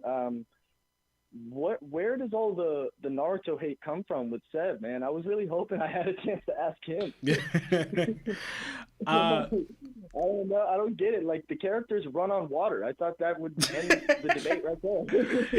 Honestly, with Seb, what I understand, because I'm gonna tell you right now, I probably have the most Naruto disdain out of all of us. Right? I just grew not to like the show. Sebastian, I think, is because his dude was Neji. And when they took him out in the way, not only they took him out, in the fashion they took him out in, Sebastian just lost it. He was just like, forget Naruto, right? So that's fair. That's fair. Yeah. I hated that Naruto did that too. It was a poor writing choice. But does that mean the characters, as they're written, are all just going to lose to one Piece characters now in a combat setting? I don't think that's what that means. Yeah, I don't know. No, thank you guys. Yeah. I'll give the time to someone else. All right, appreciate you going. Appreciate it. Thank you. Have a good one. Have a nice day. You too. Yeah, it's just sort of list. The mermaids are the highest. That's interesting. Besides ability users. What happened? Guess he just hung up. Oh, hello? Hello? Hello? Hello? This is Lawrence from that hello. one. How you doing? Can you hear me? Yes, I can. Okay, this is hi. How you doing? This is Lawrence from that One Piece Talk. Who are you and how are you? I'm doing good. My name's Porter, and I have quite a few questions, but I'll probably just cut it down to a few. Okay. So I'll get it started with. So I noticed that with like normal awakenings with characters like Yamato, Luffy, they have that white smoke around them. But with characters like Lucci and Kaku, we start to, and the same thing with the Gorosei, we see this black smoke that hasn't really been explained yet. What do y'all think that could be? Good question. It could be simple because like what we noticed, I'm just gonna say simple because I don't really have much on this, but what I learned about Oda is like he likes his villains bad, right, and his kind of good guys good, right. So it could just be like, for example, a reflection of their hearts, right, their inner selves, right, because we see like Luffy, it even hinted in the pre-time skip that Luffy's supposed to be kind of one of pure heart. One of the reasons why he doesn't take to like balls, Mero, right, is that Luffy doesn't really have any bad or impure thoughts. It's just like, it's very simple, like a kid, but an honest kid, a pure-hearted kid. You know, obviously Luffy's not pure-hearted, right, but he doesn't really have any wicked hearts. And Luffy generally has like a good heart. Like he doesn't really wish evil on anyone, or he doesn't really have wicked bad thoughts. It's more like I want to live free, more like a child. I want to live free. I want to have fun. I want to have a good adventure. And if I see injustice, he kind of gets like a righteous indignation stirred by it. And Yamato is kind of similar, you know? Even with her own family, she saw the way her father dealt with Wano and Odin, and believed that Odin's way was right. Like Odin was good and her father was bad. And what we see in Yamato, she's kind of like a kid too, so to speak, right? And it was able to, and influenced also by good people like Odin, Ace, and Luffy. All people would have relatively decent, righteous hearts, so to speak, in the One Piece world, you know, right? So it could be a reflection of their inner self, of how you, because for example, like if the fruit is supposed to be your mind and body catching up, right, to your ability, it's gonna feed off whatever you are, right? Your own will. Your will's wicked. Your will's this. Your personality's this way, right? So it could be like, all right, since you're kind of, I don't know, but more of a good-natured person, it comes out white. If you're more of a bad-natured person, because I think all the people that have in common, the reason I say it is like all the people who have the black, they kind of seem to be all on the bad-natured side. The Gorosei are like pure evil. Rob Lucci is really evil, and Kaku's in line with them. You know, like he's not sure as evil as them, but he's heavily supported on their side and is willing to do exactly what they do. You know, so all the bad-natured people seem to have black cloaks, and all the relatively good or righteous people have white clothes. I don't know if that's a thing, but I can see Oda maybe doing something. It's a reflection of who you are, maybe. Actually, fun. I just realized. Go ahead, sorry. That makes complete sense. Kind of like their will, like kind of like if their will is more like bad intentions, it goes towards the black smoke. But if their will is towards good intentions and their own free will and their own choices, like more like the Gorosei and stuff, they're all under Emu. Same thing with like Lucci and Kaku, they're under the Gorosei. So my thought process is like, since we haven't seen this smoke before, maybe it's something to do with that. And that also leads into, are the Gorosei devil fruits or what? Because we see the black smoke, but at the same time, they're very different because like when they get introduced, we don't see devil fruit introductions. We see the Gyuki, the Itsumade. Right. So that's another thing I wanted to talk about. No, yeah, that's a good point, and that's where so exactly like you said, they don't come out like they try to show like this person's aided ability. They just kind of show up in this form, right? And that's why I said it before. What I believed worth. Wait, well, did you have anything? I'm just talking. I just realized. No, you're good. I was gonna say I just realized they have Yamato have the cloak, but she's not even awakened. She's not. That's just her regular. She has her smoke around and she's pretty sure she's awakened. No, but that's just her dog form and her hybrid. She's the first one we saw that because it didn't imply that she was awakened. That's just her regular dog form and hybrid. Oh, yeah. It's unknown. She has the smoke, but it's not confirmed. Interesting. That's interesting. I could see if it's already that way. I don't know. It could be because the mythical form and it's like the ice. The smoke could be just the ice cloak or whatever she has, or like because it's supposed to be Amaterasu or something like that, right? No, it's supposed to be a dog. She's supposed to. She's like the guardian protector of Wano. Yeah. Okay, but yeah. So going back to like what I believe, like you said about the Gorosei's abilities. So I kind of believe I said a theory on it a few episodes ago. Like I forgot how many it was, but from what I can tell. For example, especially we got clarification now that Joy Boy and Nika are two separate people, right? That is, the Nika is like this somewhat mighty figure, like god figure or whatever, especially to the giants, whatever. And then even the Gorosei, the Celestial Dragons, they said that that awakening, that's when Luffy needs to like pass. It's that they awaken an ancient god, right? So if Nika is that, and then Luffy and Joy Boy ate its fruit, right? But we all know that Nika is not really around so that we can see, right? But whatever he manifested to a fruit somehow through people's will, wishing it, their dreams, because they wanted him, a warrior liberation to free them, right? So my theory was, and since how we see that, all right, Nika represents the sun, right? And then now we have each Gorosei member somehow also named after a planet, right? If you think about it, the sun is in space, this higher figure, and then so are the planets that they're named after, right? Right. My theory is, why is it just Nika? If they're saying that the sun represents this, and how they're also part of the solar system, like Saturn, Jupiter, Mars, and all that Warcury, Mercury, all that stuff, wouldn't they be in that state too? So my whole theory was just like Nika, right, is like their like a god figure in the One Piece world, but we saw that he lost his life or he's gone now. But what if those figures never did lose? Like Nika was still around to this day. How would he be? Right? So I think that's what the Gorosei are. I believe Nika, he passed and then he came into light through a fruit now. But the 𝗚 and the Gorosei members are the originals, like Nika was, but they just never passed. Somehow they anyway to attain like this everlasting life in their world's respect. I get what you're saying. Yeah, so I believe that the Gorosei members are anyway like a god form like Nika, but they're the originals. They're not a fruit, and that's why they seem different. Like if Nika never passed or was still around, he would be just like them, as in. So they're like the devil in itself before incarnating into a fruit. Yeah, so to speak. Yeah, if that's how Oda's doing it. Yeah, so I think they're the original forms of what Nika was in their own right. Because like, all right, Nika represents the sun. They represent their planets. Mm-hmm. Because they were the ones who told us about zones having a will. I'm pretty sure, right? Yeah, they mentioned that Nika's fruit was kind of like avoiding them somehow. Yeah. Mm-hmm. So yeah, that could mean something. Yeah.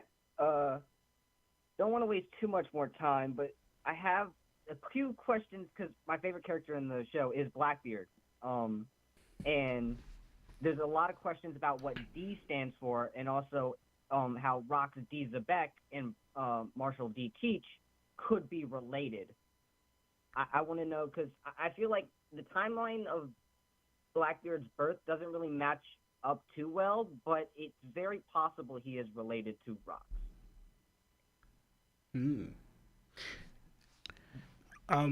I know because the timeline, like for instance, in I think Blackbeard is 40 years old, and pretty much during the time of the Rock. So, for instance, they said the flashback with Odin that was around I think 42 or 41 years ago.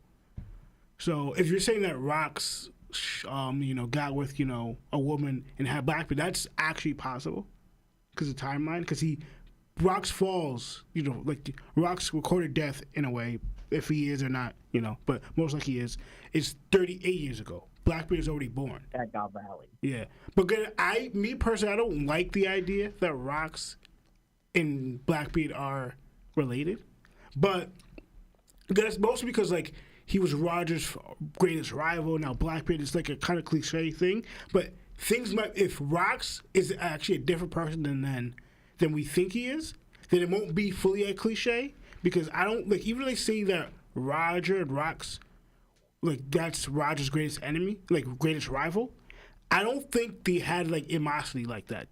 I used to, but no, my mind's changed to something else. While Luffy and Blackbeard have that animosity, they have that, beef with each other. Well, to me, I feel like they were rivals, but like I'm not saying they were like best friends or cool friends like Whitebeard and Roger are. I'm not saying they're best friends, but I don't think they had that type of relationship. I think they were more rivals, as in they fought each other, like more like I don't know. It's hard to tell. Kind of like natural opposites, but they get along. Kind of, because I feel like the rivalry was more of probably like a Garp and Roger, because I don't see Roger and Garp ever sitting down and eating and drinking like sake or whatever, like how he did with Whitebeard. I think it was more like that, but it's also a mutual respect for each other. I was thinking again. I used to think Rocks was like an evil, person like Blackbeard, and he was the exact opposite of Roger. But my mind's actually changing towards that. I don't think I believe that anymore fully. I could be wrong, but I don't think he's really that. His that goal was person. to become king of the world, though. So that's what they said. We never heard of him become king of the world through his own mouth. Like that's the same way to saying that Garp and Roger had to team up to fight Rocks. When you look at it, there was a lot more stuff going on than just Roger and Rocks fighting Rocks. So even though they said it, a lot of stuff is in a way tailored to us to believe certain things when that's not fully the case. That's what I'm saying. Like they say these things, but like they get our mind to think that. But again, the world government they tailor the truth to their own fitting, to their own liking. So what they're even telling us, some of it part of it's true, but part of it's not fully true. So there's like you have to take it with a grain of salt. Yeah. Okay. I gotta say my piece, and then we're running out of time here because the show ends at 9. Right. So I just want to add, because did you say yours already, right? Because then you said what? Sorry. You said what you thought already, right? Because I don't want to take up the whole time if you didn't say yours. I mean, I have a lot to say, but I can cut it down to, because the thing about Blackbeard is I see the relation, because the big thing is the big thing is Marshall D Teach, Rocks D Zebek, Monkey D Luffy. The D there is very, very significant in correlating those characters in some way. And to me, once we figure out what D means, I feel like we actually figure that out. So that's probably going to be one of the later things we find out. However, I personally don't believe I do believe he's related, but I don't believe it's like parental. Like, I don't believe Rocks is his father. Okay. I believe it could be like a situation where like Garp is his grandfather, something like that. Like the grandfather, or like Rocks had a brother or something, and it could be that. And like I don't want to cut to a different show, but there's other shows going into uncles, and it could be like I believe it could be like that, like a nephew looking up to his great uncle or something like that. Okay. Because we actually don't really have that much like that in One Piece, honestly. Mm-hmm. Yeah, we don't. Just to say my piece, because then I'm gonna have to let you go. Thank you for the call. I think even if they was his son, I don't think it'd be too bad, because Oda didn't fully do that cliche too much, because Roger is not Luffy's father. And even if you think about all the greats, Whitebeard doesn't really have a son. Roger's son passed. And who else is left there for the greats to have a son to have impact in the world of the piracy? If they were talking about the greats, Rocks would be the last. And then if Blackbeard was related to him, even not through son, but through that, it's like he's the only one really, because all the other ones are gone or not existent. So I don't think it'd be too much of a cliche. But yeah, we gotta go. Thank you for the call. We appreciate it. I wish we had more time. Sorry. Yeah. No problem. I'll probably call in on another stream. Yeah. Okay. Yeah. Definitely. We liked your takes. It was a good one. Thank you. No problem. I have a bunch more. Y'all have a great one. All right. Thank you. You too. You too. We have like 3 super chats. You want to just knock them out? Yeah. So I'm gonna knock out these super chats, and then we're gonna end the show, guys. Okay. Thank you for tuning in with us. We appreciate it. The Twins Takeover episode. Okay. So we have St. Louis with $5. He says, I'm mad late to the stream, but so to the twins. SO to the twins? I don't know. I'm sorry. Shout out to the twins. I can't read. They finally get to cook. Yes, thank you. Appreciate that. Oh shoot. Okay, and then we got another one. $10 from Alexander Pzinski. I'm sorry. I'm just gonna call you Alexander. Thank you for the super chat. It says, hey, it's my 21st birthday tomorrow. What are y'all's favorite drink and what do you recommend? Bang Bang Buggy Gang and Wop Wop Whirlpool Gang. Whirlpool and Buggy Gang is crazy. Drink, I guess you mean alcoholic? I don't know. I like don't judge me, all right, because you asked. I like wine and mudslides. Oh, and there's just not your father's root beer that I like. For that. And there's the Stella cider. There's drinks that I like. Yeah. We don't have time, so I would say it, but we don't have time. Sorry. Okay. And the last one we have is from HG with $3. Thank you for the super chat. Don't forget Seb. Hashtag Streusen is still Madara. I don't even know what that means. Streusen is still Madara. Did Sebastian say that? Oh, we just got another one, I think. I'm sorry. All right. Yeah, we got another one right before we go. Thank you for the super chat. St. Louis says, if you're reading this, you have Conquerors hockey. All right. Thank you, guys. Thank you for the show. And that's it. We got to go. Mark's kicking us out. This is That One Piece Talk. My name is Lawrence. Lionel. Larry and Sebastian. Jada!